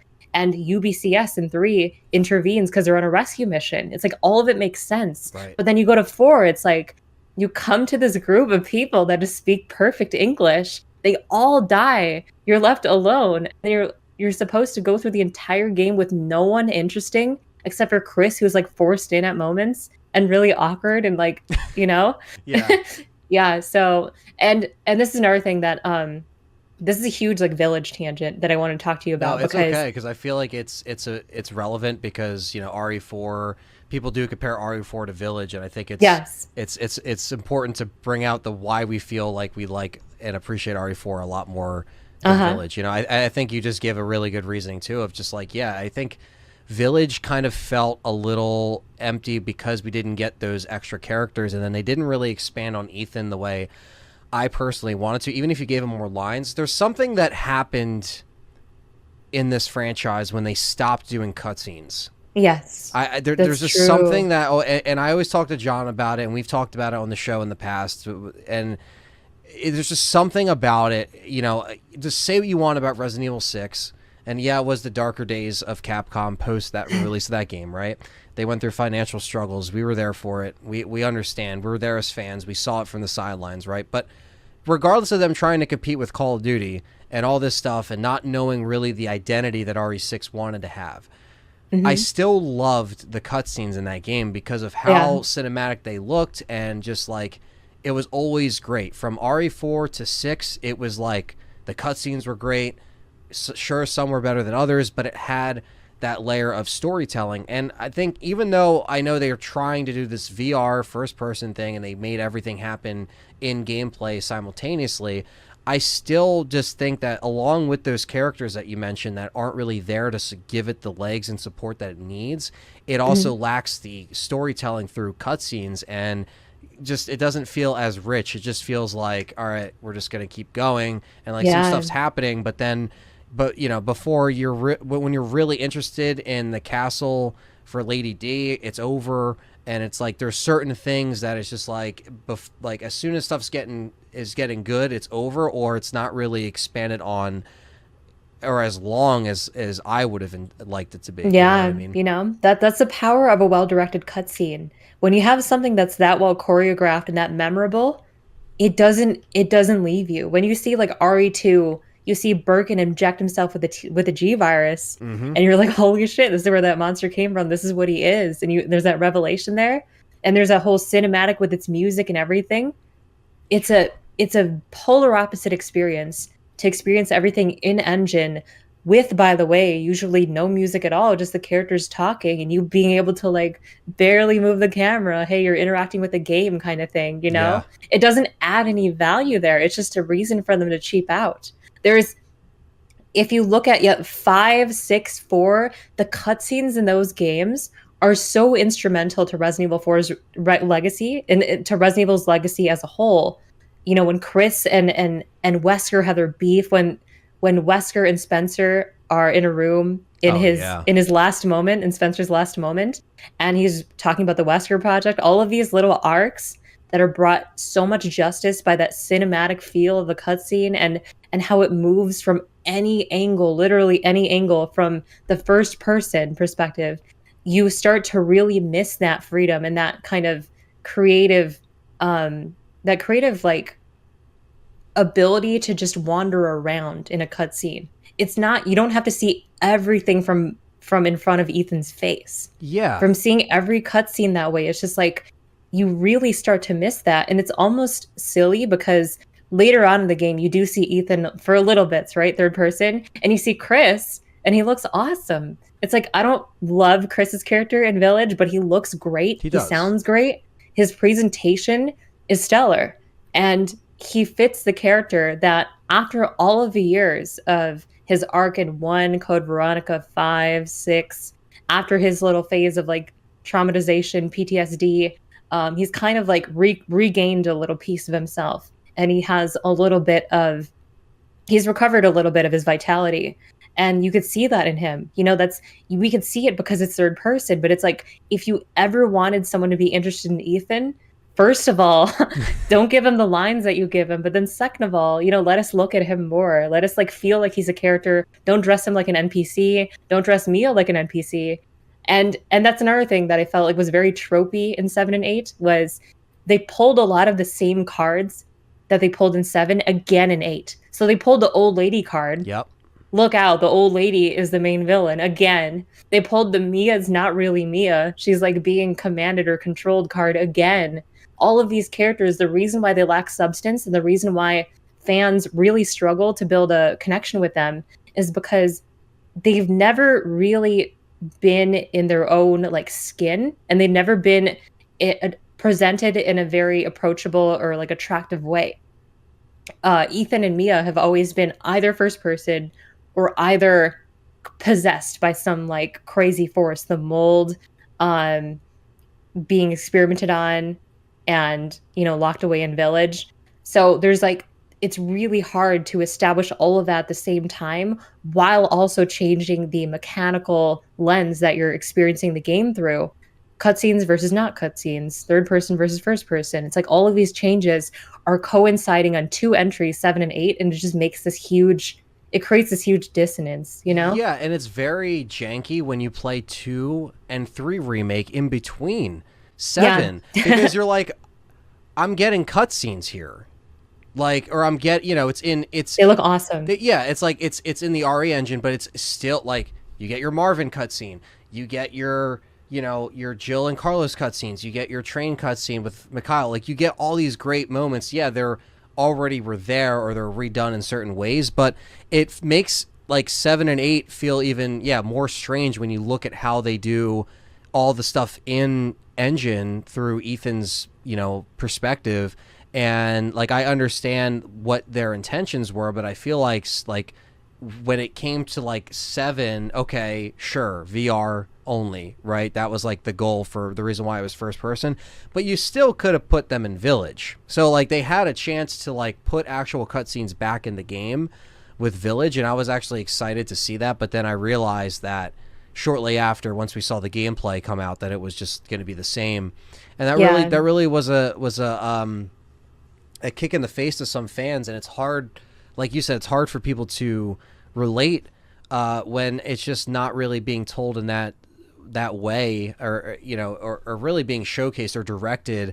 You know, it could be the director's fault. It could be I'm sure it's a combination of the writing and the director of not really like giving us these, I don't know, just stuff that we can really, I don't know, resonate with or relate to. It's not like you have to relate to all this tragic shit that's happening in these games, but Right. I guess there is a certain layer of how you portray something. It's just like watching a movie, you know, is the best way to describe. Like when you have those cutscenes that are there, it goes from gameplay to cutscene, but the way that they really tried to make those cutscenes leave an impact or have some kind of significance was a real factor. Even in 6, despite, you know, people know how I feel about Simmons, and they know how I feel about, I don't really care about some of those villains that they tried. That's true. But I still think that the Jake and Sherry cutscenes, I don't care what anybody says, Those are great. Those fucking are awesome. amazing.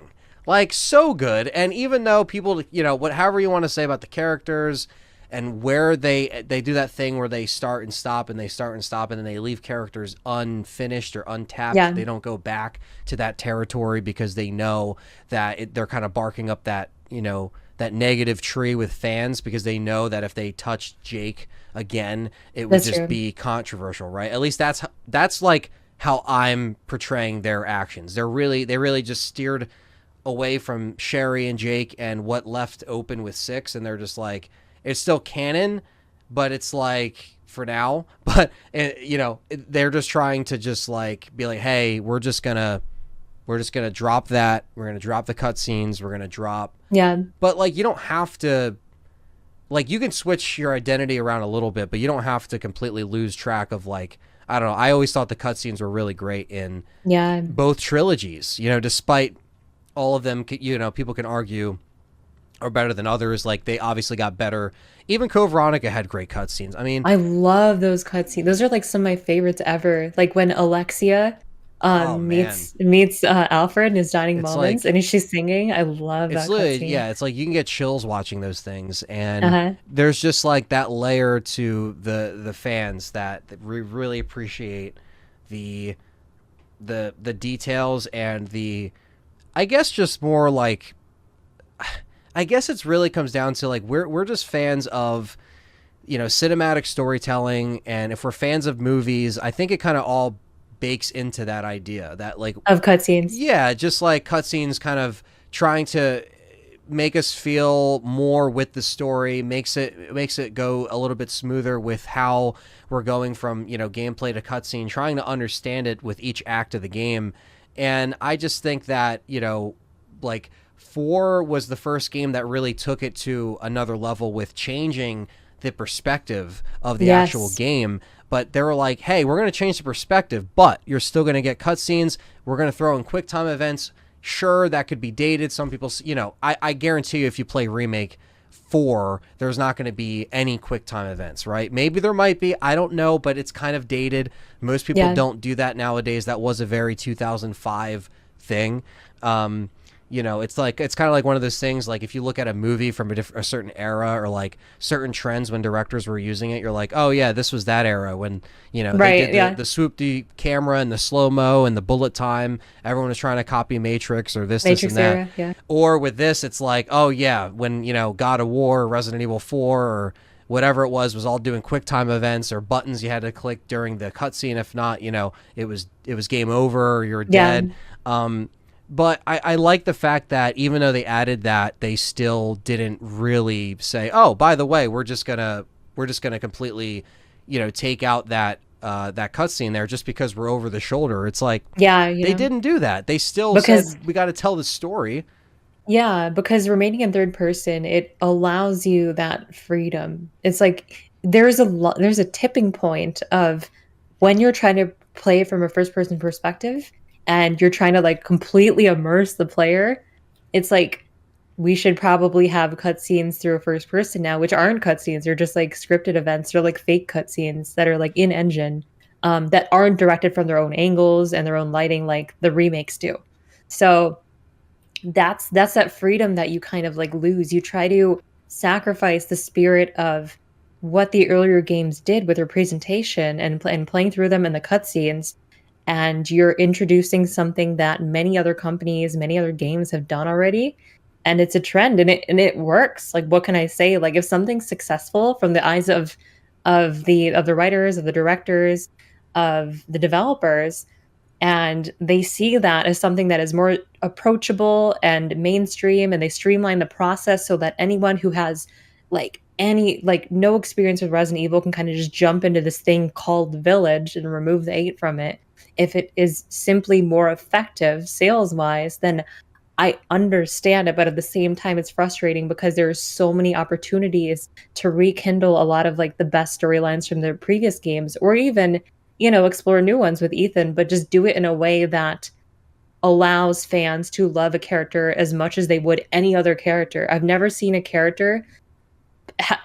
fans have that kind of indifferent of a character on Ethan, they're either they don't care about him or they hate him. There's no like positive. You know what I mean? Yeah. It's Yeah. when you have a character that way, it's either his presentation or it's the character himself, but something isn't clicking. And this is a huge plot point that I wanted to bring up to you Sure. about how previously we discussed like Chris and his moments of kind of jutting into the story at various points in Village, and how early on the whole, a very overdone discussion point, but there's something I want to offer to it. The discussion point is that Chris, when his teammates say we should have told Ethan about what's going on, that like Mia isn't Mia, and that we're doing this whole operation, and then later they're like, yes, but you should have told him. They keep nudging that point. I had a discussion a few months after the game was released, really interesting discussion with someone on Twitter about how this is potentially setting up a retcon for later. So the idea is that Chris used Rose to lure Mother Miranda out. And the fact that he wouldn't tell Ethan, the reason why is because he would never want Ethan to know that he used his baby to lure Mother Miranda, because that's like such a dastardly thing to do. And so if they decide to reincorporate this element of like Chris and Rose as a grown child now, and have it be some kind of future confrontation between Chris and Rose of, you used me and you used my body and you used my family to get Mother Miranda and kill her. It's like that sounds like some kind of a good setup, right? Some confrontation later down the line. But here's the thing. 7 did that. And then by the time 8 came out, people cared less about it. And now 8's out. When 9 comes out, and I'm calling it right now, there's a good chance that could happen, where Rose and Chris fight over her discovering that Chris used her to lure Mother Miranda out, and then didn't tell Ethan, because Ethan would have been furious and he would have been uncooperative with Chris. Chris was already obstructive, but Ethan would have turned probably violent, right? Considering the way he was reacting. Exactly. Yeah. And so if they do that again, think about that. It's a retcon that relies on a game that is heavily retconned. You're stringing together 7, 8, 9 by all of the information that comes in the next entry. That is why the story falls so weak and confusing to so many people. Aside from the fact that it's a mixing of Sato's and Anthony Johnston. I spoke to him recently on a different podcast. A mixing of all of these visions of great ideas that just don't quite come together, and they don't bring the cohesion that a Resident Evil title probably should. I would say even something like, Resident Evil 6 with its storytelling, it has all of these different angles to view this clashing of characters that we all know. We get to see Chris versus Ada for the first time. We get to see him infuriated. We get to see Leon and Chris clash over that. So there's all of this kind of pre-established foundation that they're building off of. And in Village, it's like you have this departure from those pre-established characters, and you have 7, which relies on 8, and now 8, which is looking like it's going to rely somewhat on 9 to fully explain the events of the story. And I feel like we're not very used to that as a franchise. I feel like especially the original trilogy explains itself pretty well with each entry on its own. So playing RE1, it makes sense. Playing RE2, the whole thing together, it stands as cohesive. RE3, especially with RE2, it's even better, but it didn't really need RE2 to stand on. You know what I mean? None of these games required a retcon, but it's 7 and 8 kind of desperately need these retcons to maintain their cohesion with the rest of the series. And that's that's hard to do with a franchise that's this big, that's had writers. And I know about the backgrounds of the writers. For example, the one that we spoke to is more based in Silent Hill. He wasn't as well versed on the previous Resident Evil titles as the previous directors of the previous Resident Evils were. So bringing in something like HCF or Wesker or Code Veronica elements to 8 or 7, even though they were already kind of there, HCF was mentioned in the game files of 7, and then it was kind of omitted in 8, I guess. I don't think it was ever there, but if it was there, it was removed. And that was one of the companies that developed the mold. So it's like all of these elements, it's like they're struggling to decide what significance they have in the new series in 7, 8, 9 kind of. And they can't decide. They can't decide whether to include or exclude them. So in 7, they have files explaining HCF and how it joined with the connections to make the mold. In 8, it's like not really relevant anymore. 9, it might be back. So it's like, oh, there's all these elements that are just kind of floating around. Yeah. That's the struggle, you know. It's a struggle of having so many writers, having new people coming in on a project. So it definitely illustrates a challenge of like writing with this many visions in mind and trying to rekindle the elements of the old game's plot with the new series. Well, that's what I was going to say that bothered me, was that not only was the Zoe file misspelled in some points of it, which was just embarrassing, but it was also just like, I feel like the peppered in of files to just kind of like put the Band-Aid on. Yeah, a little. Just to kind of be like, all right, you know, that's good. All right, we made that Spencer reference, and we're just gonna, you know, give the fans what they want. But that's not giving the fans what they want. Like, we don't want stuff that's shoehorned in, and we don't want like a clearly obvious like Spencer sitting like with Miranda. Like, I can't even really see it and picture it in my head. It kind of doesn't make sense. But I guess you could say that with anything that comes after a film or a game, and it says, hey, this was here at one point, and this was here, you know, or this wasn't here at one point, but we're gonna sequel explain it and say, you know, this was what actually went down, and this is what influenced it. But I don't know, I just felt like at the very end of the game, like literally the last room of the game, you with put all in this file, and it's like, and Chris just like, Spencer, again, what was he here? It's like, what? Like, notice again too, they did that in 7. So in 7, there's a lore dump of stuff on the ship, and then later on from the ship that it's like, oh, some of this makes sense now. I know like my relationship with the Bakers, know that they're not like really bad people kind of thing. Yeah. You got to learn more about Mia. You got to know that Mia was working for the connections. And Evelyn and everything. Which by the way, also hurts the establishing of a relationship between the player and Mia, because it's like, if Mia was working for the connections, and I know it is 3 years later between 7 and Village, right? But it's like, we don't see any kind of tension between Ethan and Mia, knowing that she worked for a crime syndicate. Like, you know, there's nothing there. There really isn't. Nothing. It would have been just cool to have an argument or a cutscene where we see Ethan standing there. You see his face, you see him in his jacket, and he's just like, Mia, you got to tell me the truth. This, and that. Like, just imagine how good that would be of them going back and forth, like, struggling to keep their marriage together because of these events that run so deep. Instead, it's just like a bunch of time passes, and now we're in Romania. We're put up in Romania by Chris, and we're in this house, and it's like this, and this, and it's like, okay, it just doesn't really seem like they have a consistent way of telling these stories. And like you said, it could be different writers, different people coming in that are just like definitely is all over the place. But I think there has to be like some kind of like person that is behind some of these projects or teams just reeling this in to say, yo, we got to like figure this out, at least like make it.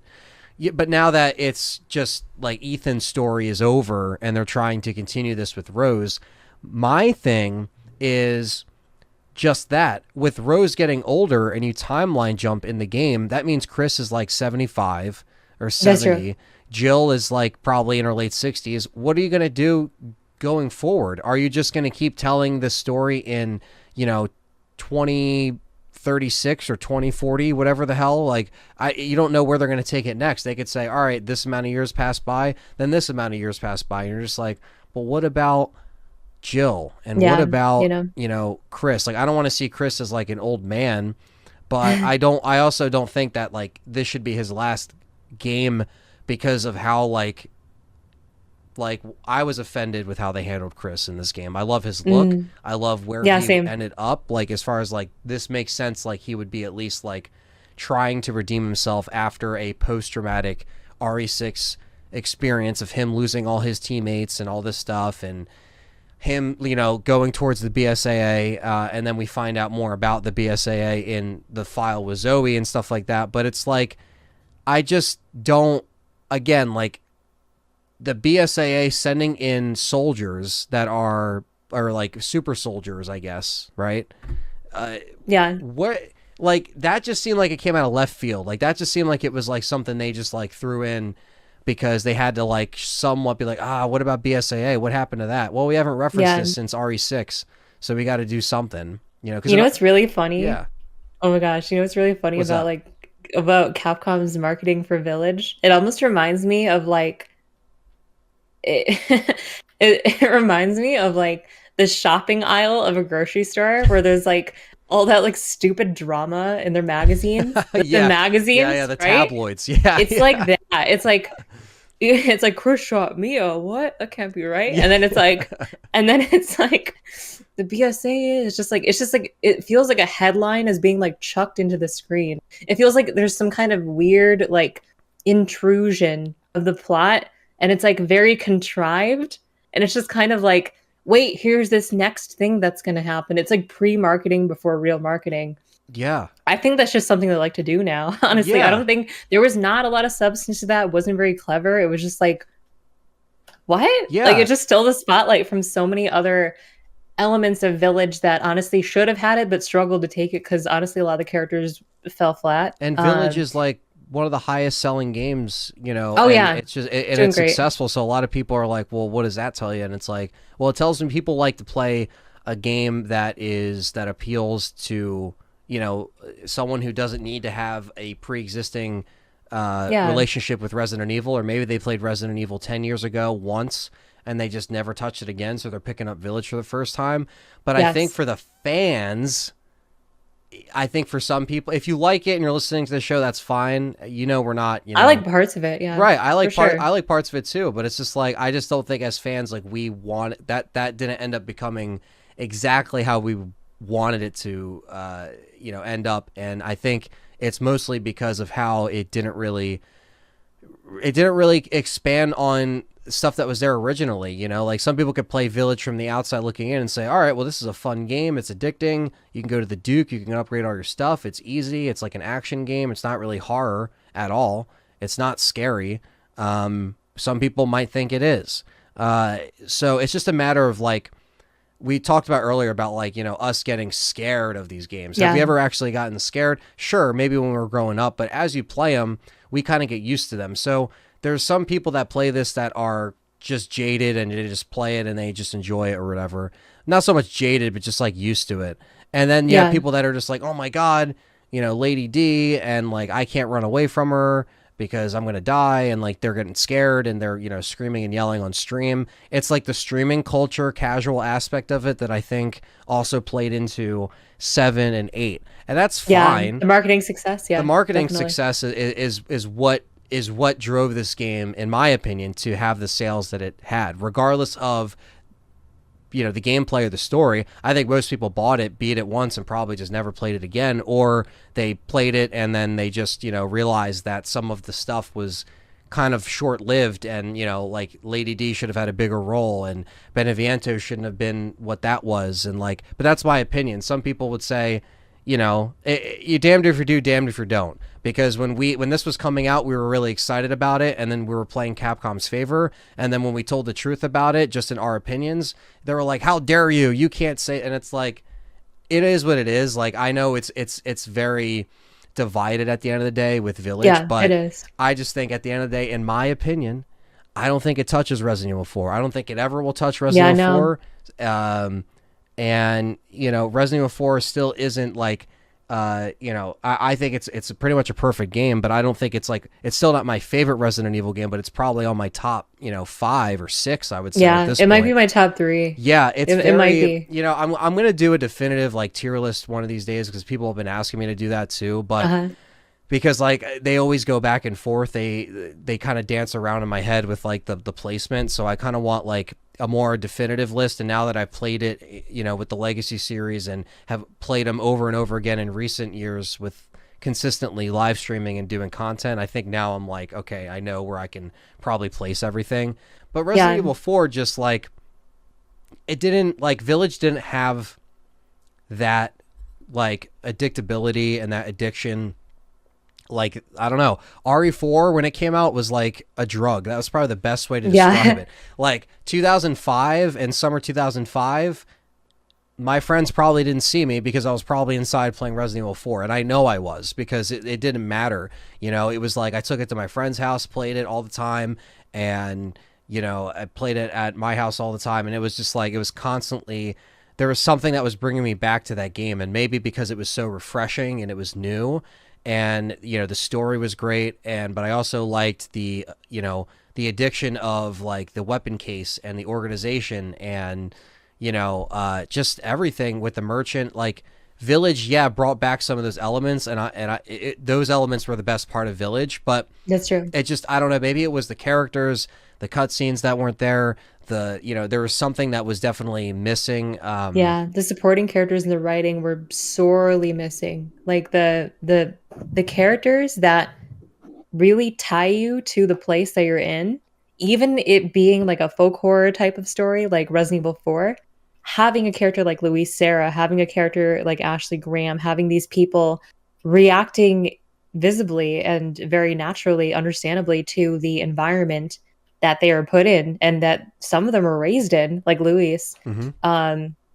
And well, maybe not raised in, but he's a researcher there, and Yeah. he knows what's going on. There's this kind of conflict going on in this like anti-hero character that like isn't necessarily like on your side, but he like wants to be. He gives you 'Cause he those knows, antidotes to right. slow the growth. It's like he knows what's going on is wrong. Like there's something, like he knows that like this is not what it was at one point. Like he has that Right. knowledge, it seems. And another thing that was, I'll stop talking about Village after this, I promise. That's okay. Last thing I wanted to mention. It's been a while was, since I've talked about it, to be honest, because we kind of took a little break after we did our show on it, because it was like constant Village for, you know, a year, as far as like a while. Yeah, promotion leading up to it, all the breakdowns, everything you got to do. Us too, honestly. Yeah. It was it is crazy, because the last thing I want to say was, when you have like one beautiful thing about RE4, and the previous games did this too, but there's something that RE4 did that I was just like, wow, I never want this to go away for cutscenes, was you start to really value all of these cutscenes that are completely out of Leon's scenario route. Like they're later on in the scenario route, but they don't immediately impact Leon. And you get to see Krauser talking with Sadler. You get to see like Ramon, and you get to see all of these third person kind of villain events that are happening, where you get to see what's going on. You get to see, and in RE2 again, classic example of like William Birkin injecting himself, Umbrella stealing his work. All of these cutscenes, what they allow you the opportunity to do is tell a story without just plain text. Because think about Ethan and the way that he experiences the story. When you see any bit of lore that isn't text, it's through Ethan, right? So when you see any bit of lore that's not through Ethan, it's text. Do you know how lame that is? Yeah. Do you know how that hinders the game from telling you what it wants when it wants? If it could just go do its own thing for a moment and be completely omniscient, just know everyone's motives, tell you about the villains, have their dynamic established between them themselves, the side characters and the villains. Absolutely. There's so much more there. It's like you get to see it from a point of view that isn't just you killing them, which is what Village was. Every time you meet a boss, you kill them within like an hour. Yeah, it's like it's just how it is. Yeah. It's over. It's like there's hello, bye. Like it's like, well, nice knowing you. Well, I guess, you know, they had to, you know, amp up the Lady D in the marketing, because she was really only going to be there, you know, for so long. And again, yeah, it was like the text over actually showing, like taking, even if it wasn't right in front of you, but taking you away, like out into like the little area where, you know, where Sadler takes over Ashley again and Leon loses her, and he's just talking with Krauser, and you're just like, what the fuck is going to happen? Like, what, am I going to fight this guy next now? Like, who is this guy with the knife? And then next thing you know, he drops down with the knife, and you're doing a whole QuickTime event with him. It's just like, it adds little drops of like, even just like what you said earlier about like the Birkin transformation. It's like you see all that happen, you're just like, yo, what, I'm gonna have to deal with this now. Yeah. And so but with Village, it's just like, okay, you go in, you see it, and then it just happens, and then there's a gap, and then, oh, there they are, then they're chasing you. But it's like there's just, I guess, just a different level of, I don't know, I guess dedication that goes to like when they're trying to tell us the story in that way that just really makes it stand out and just memorable, I guess, really. It makes it a lot more memorable because think about even characters like Krauser and Ada and their little banter. All of these moments, they help to establish those character dynamics. There's more substance in these characters now than there were literally before the cutscene. That's all you needed. But it's like when you explain anyone's backstory in Village, you're reading a file. You know, you're always reading a file. It's like Donna Beneviento's backstory is amazing. It's so cool about how she uses the pollen of these flowers to conjure up these hallucinations for Ethan to suffer through. And they are uniquely tailored to his own fears. And it's really cool because there's a lot of cool concepts going on in Donna's house because the baby is one thing. But if you look at all of the villains, all of the house leaders' motivation for killing Ethan, it's really like they're envious of him because he has the baby that is the perfect vessel for Mother Miranda. Right. And she is chosen over them. So Donna, to spite him, creates like a monstrously disfigured form of his baby. And it adds to it so much, but it's like, that's these cool lore details and these files and such. They're all within the game files. You know, there's no like build up or presentation or kind of like mystery. It also kind of ruins the mystery by showing you everyone right away, which is another thing. So yeah, there wasn't that layer of like an immediate surprise of some of that stuff, and I think like that's the thing. Like I felt like with Beneviento, it was more just like you could have just like made that longer. You didn't have to be like baby and then it was like stab, stab, stab, done. Yeah, I kind of wanted it to be a little bit longer, and I know people were like, oh, because I was the one person that I wasn't too like, I didn't care too much about the baby thing. Like I didn't get scared or freaked out like some people. But even then I was like, that's cool, but I was out of that house in like 30 minutes and I wasn't trying to get out of there. And fast. Also, the next time that you play that, since you know all of that, you know all the puzzle like scenario route that you have to go through is just, it's busy work, dude. It's like there's nothing there for you. It's the atmosphere is incredible. There's a lot of like really cool nods to Dario Argento's Deep Red in there. I don't think they're meant to be because I talked to the writer and he's like, they may not be like direct homages, but come on, there's hanging dolls. There's dolls that use knives. Like, they use kitchen knives. They use there's like the Donna looks like both. She looks like the Giallo killer from La Bambola di Satana, which is the doll of Satan, and she has like that kind of like cultist wear, but like not really. But then she also looks like the hidden mother photos from the 80s where like they would try to get the kid to not like move, and so they would try to sit still. So there's a lot of cool stuff going on there. It's just like it's geared at people who want to play through the game one time, and it makes sense because it's like the second time there's not a whole lot more there. There's a lot of cool backstory and lore that if you want to dive into, but in terms of the sheer gameplay experience and the sheer amount of content really pales in comparison to RE4. Like the amount of hours that you spend going through the game is nothing compared to RE4. Like RE4 had castles upon castles that had all of these different sects of the village for a while. There's so many different structures. Even when you were at Ashley, you had to go through that fucking thing and still solve puzzles. And still solve puzzles. Here it was like puzzles. Well, you get a little ball that you can put in the thing. You guys like that, and it's like, well, I guess, but it's not really what I wanted. Which probably also goes back to the discussion of like it being more expensive to produce now than like, like taking these photogrammetry scans of all of these locations and making it look so real and so lifelike is probably a lot more to do in terms of creating like a full-on castle. Like the castle in retrospect in RE Village feels like pretty small. You know what I mean? Like looking at RE4's castle segment, RE4's castle segment is like, it is insanely large and long and vast. What do you even want to call it? A little trolley cart ride through a tunnel that takes you to a whole nother section of the castle that has like fire spitting dragon statues that you have to shoot down. Like, it's just ridiculous in a great way. Like, there's so much to that. Yeah. It just feels more rich. It feels more, just from that first interaction you have with Salazar, you're like, this is going to be a whole section of the game, isn't it? And it is. I mean, you're going underground, you're going back above ground, you're fighting Vertigo, you're fighting U3, you're fighting all these things that are just like, you're like, dude, what is happening? And again, it adds more to that area. It doesn't feel like it's over right when it starts.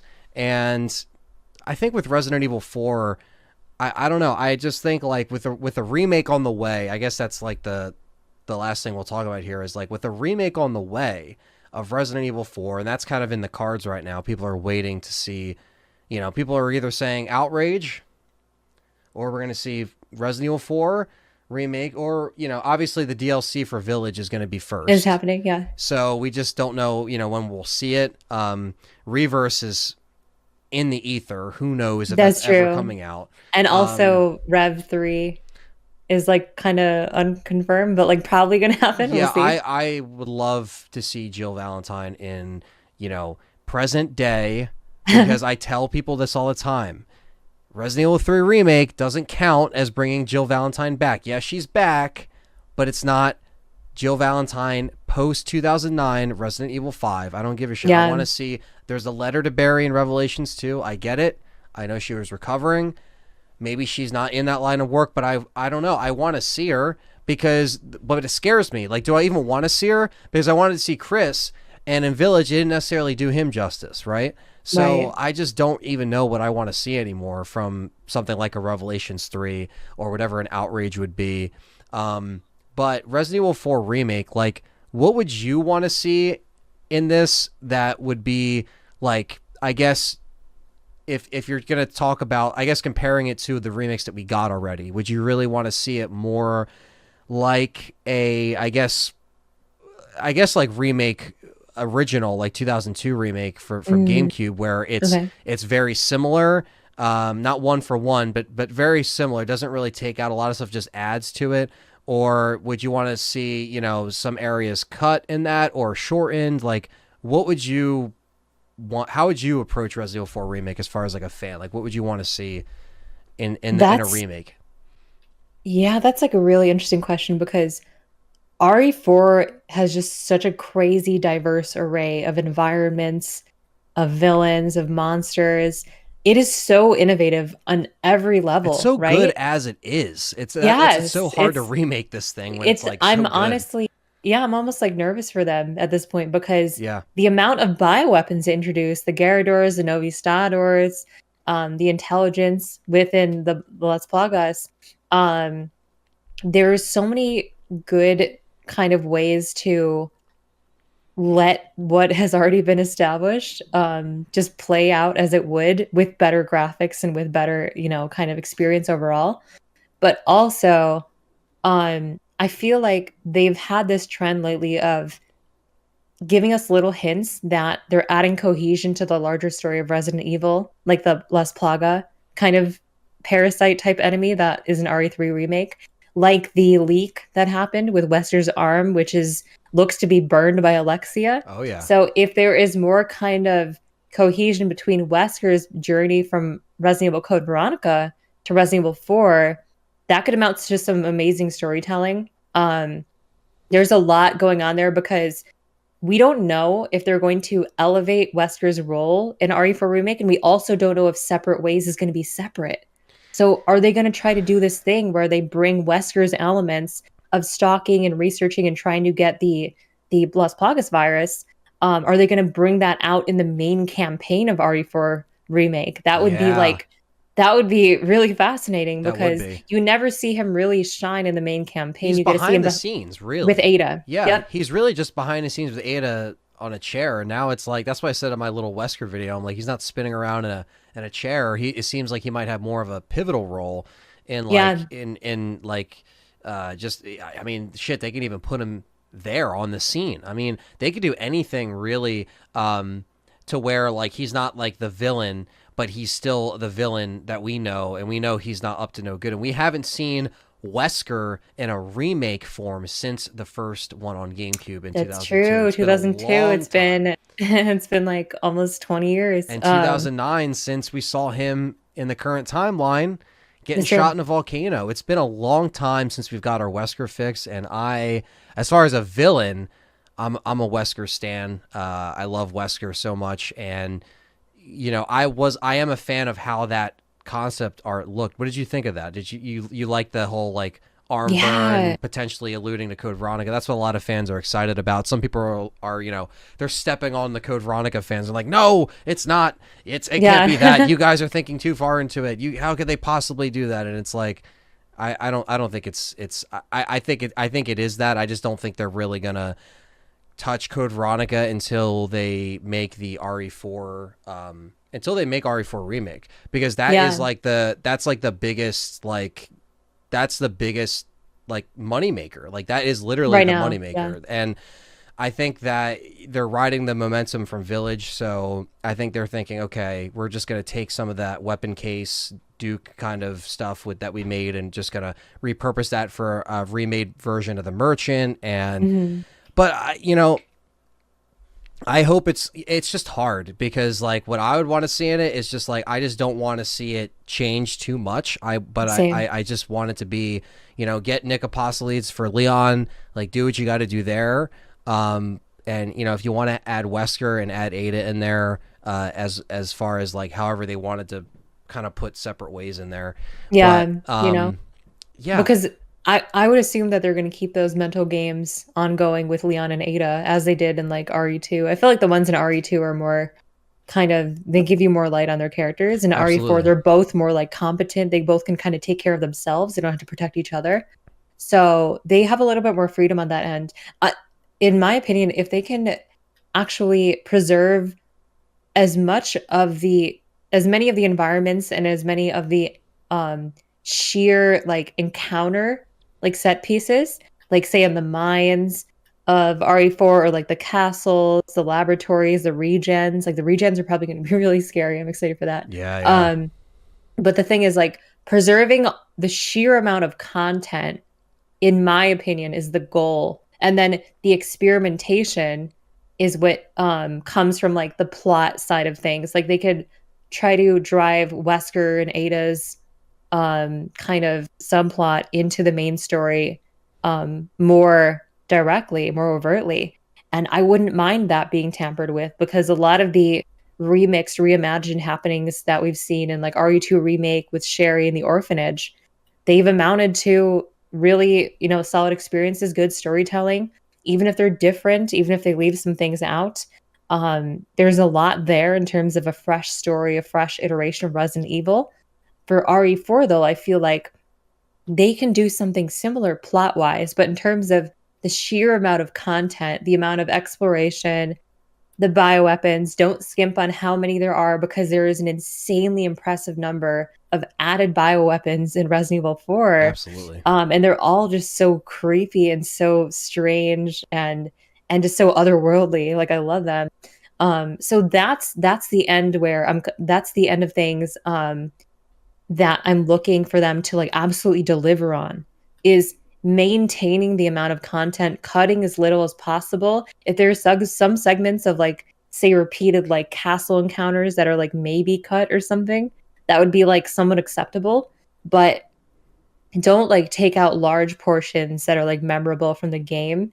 Um, and even if they do, make up for it in some way in terms of sheer content, not in terms of plot or in terms of bonuses, like in the main game. I know that's a hard ask in today's like market, like to Absolutely. create Yeah. all of the same unlockables just free in the game.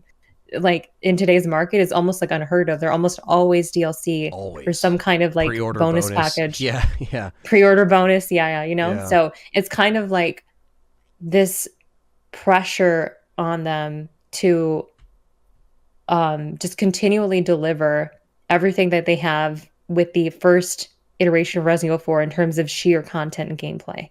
And I know that they're going to do great with the gunplay. This is something that's like interesting because I was discussing this recently with someone. The quick time events in 4 and 5, and even like 6, but 6 did them worse in my opinion. Oh yeah, the And little wheel. Yeah, yeah, they just don't yeah. need to be there. But No. like 4 and 5, I think they're great because if you think about Resident Evil's boss designs, its bioweapons, it's like best encounters, right? Yeah. They start to kind of have very monotonous solutions later in the series. If you look at 7 and 8, most of the bosses, especially in Village, my God, if you run in a circle in that game, the bosses are fucked. They can't do Yeah, anything. no. If you run around in a circle, they are like crying for their mom. Like they cannot hit Yeah. you. So to have some kind of urgent boss attack that you need to urgently dodge it, otherwise you're going to get pummeled. That's a good That point. adds a lot of tension to the gameplay. Like the I El think that's very effective. Gigante, Exactly like that. stuff, or like, yeah, Hmm. just like he picks up the tree and you got to duck and then duck Yeah, and then, yeah, it's like, or yeah, El Lago is another great, or however you Del pronounce Lago. that, Del Lago, yeah, where it's like, you're constantly having to either get knocked down and then swim back into the boat, or you actually have to move the boat because you Yeah, have to to move dodge. around the branches and the trees and shit that are in the lake.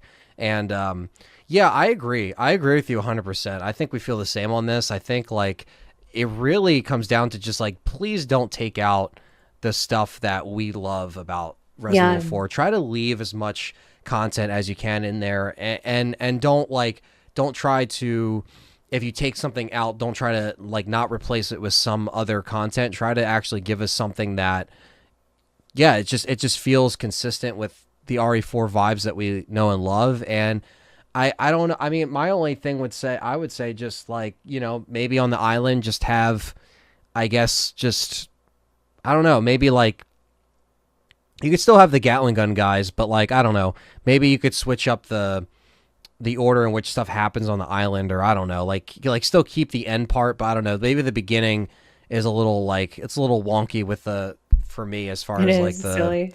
it's a little off-putting, but it's just the kind of the way, maybe that's what they're going for. Maybe this, all right, you put in disc 2 on GameCube and then bam, you're on the island, and now it's like something a little bit different for everybody. But Yeah, you know eh, as far as content, I want to see Assignment Ada. I want to see Separate Ways, even though hmm, Assignment Ada can be cut. Unfortunately, they yeah, might for just cut sure. that, even though I Because always, it's like, yeah, it's just there. It's not like yeah, actually canon. It's just there. But I guess it's just kind of something that like that's wishful thinking. But Mercenaries should be back in its like normal form. Like I don't want to see this like whatever the fuck Village was. Like Village that's the only reason why I haven't gotten the final platinum on that game, and I'm still like trying. Well, I haven't played it in months, but the Mercenaries mode was nice to see back. But like, mhm. I want to see it come back in RE4 like how it was in RE4 with the characters. Yes, Like I want with to the see, melee. yeah, Oh with the my gosh. melee. Yeah, like I want to see.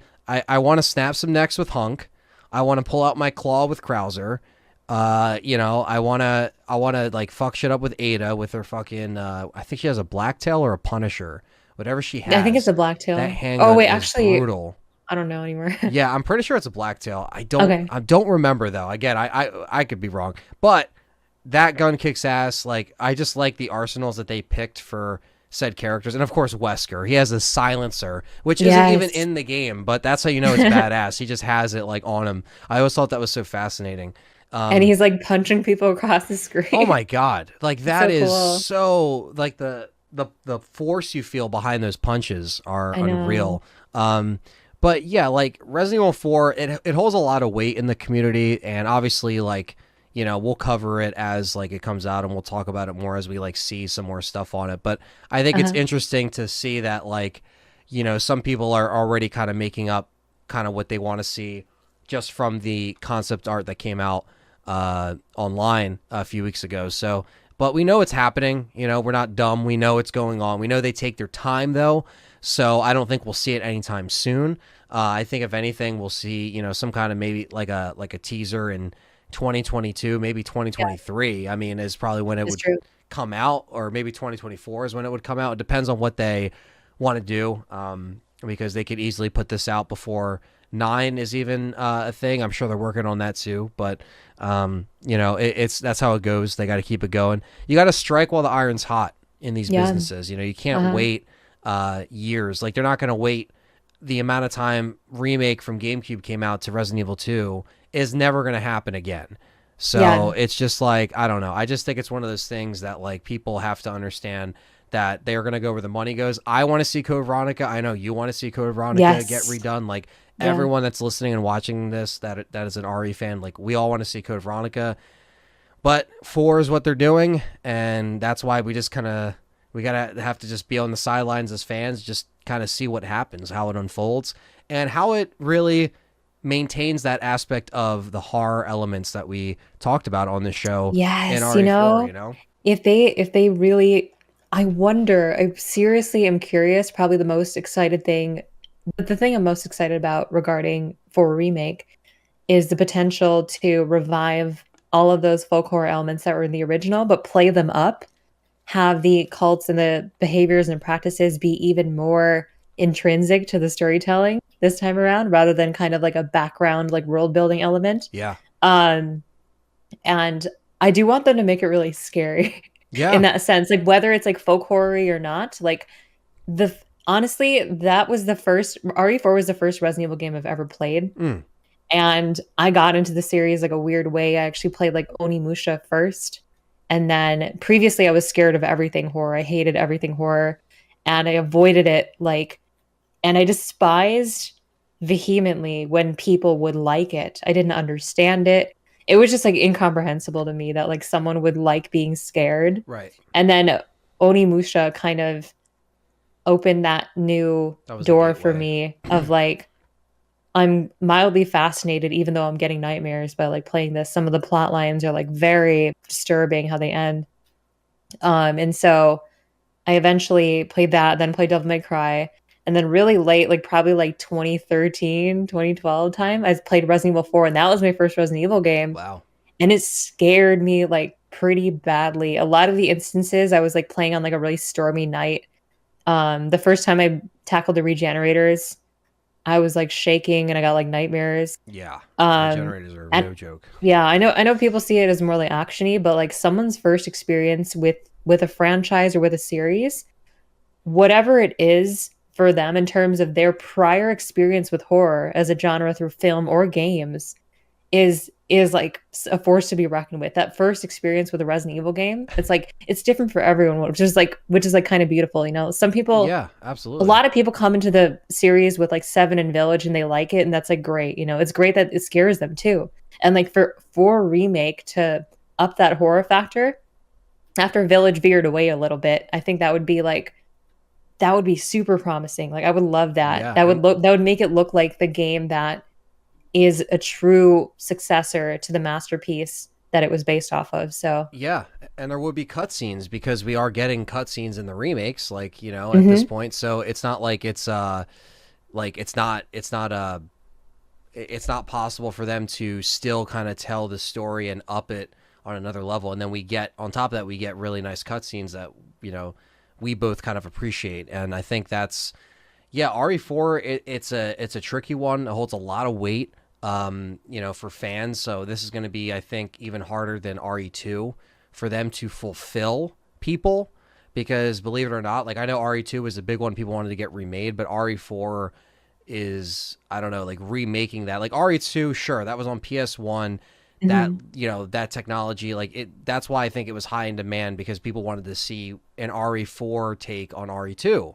Yeah. Now they're doing RE4, which was like, you know, the godfather of like that era of over the shoulder gaming of what Dead Space and what Gears of War and Yeah. what all these other games kind of took after camera wise and beyond so many shooters during that era. I mean, the Yes. list Beyond goes that. on and Mhm. it's just like you're redoing this. Like so holy shit, that's a lot. That's a lot of pressure. I I am excited for it, but I'm also nervous Yeah. honestly. That's kind of how I feel. Um, but you know, I think we were able to talk about a lot of great stuff today on the show, just about like just everything horror, the horror that goes into Resident Evil and what makes you know the especially the trilogies so different. I know we didn't talk about like 5, 6 onward, but we really wanted to Mhm. capture their talk about in this show the trilogy and then that jump to 4, and because 4 has kind of been you know it's been trending. I mean, everyone's talking about it. People are playing it, but RE4 is always around. But because the remake is coming up, I thought that was interesting to bring up like some of the differences in dynamic to the horror and the overall vibe that changes from trilogy to 4.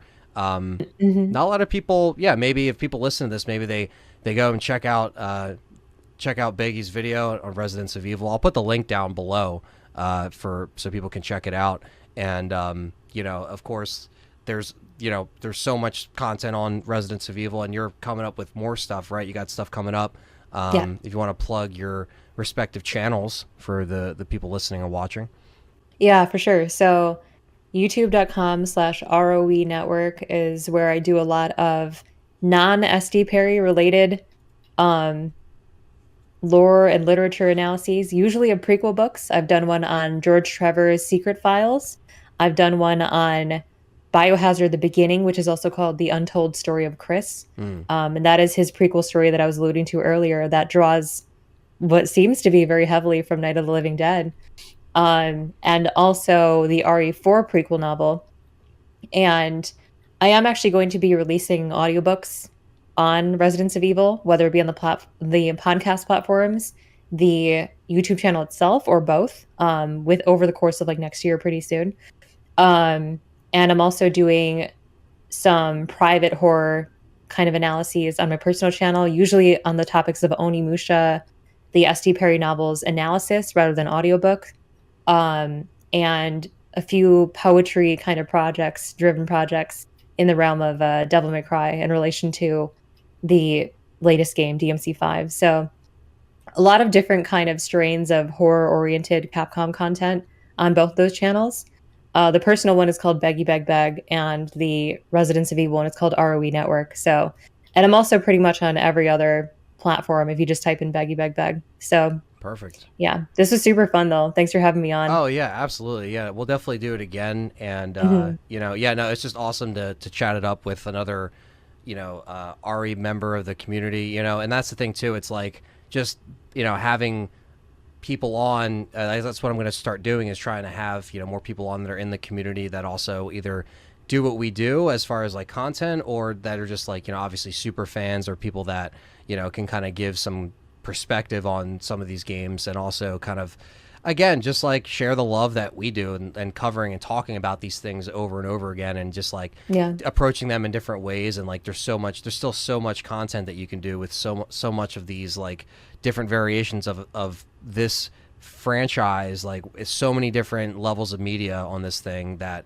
it's like the possibilities are endless and the conversations are endless. So it's awesome. So yeah, but thank you for coming on and chatting it up. And of course, if you guys are checking this out on Apple Podcasts, Spotify, Libsyn, and stuff like that, appreciate that. Thank you for listening. If you're watching on YouTube, hit the thumbs up, hit the like button, and comment down below, and let us know what you think of the horror of Resident Evil. What's your preferred taste of horror?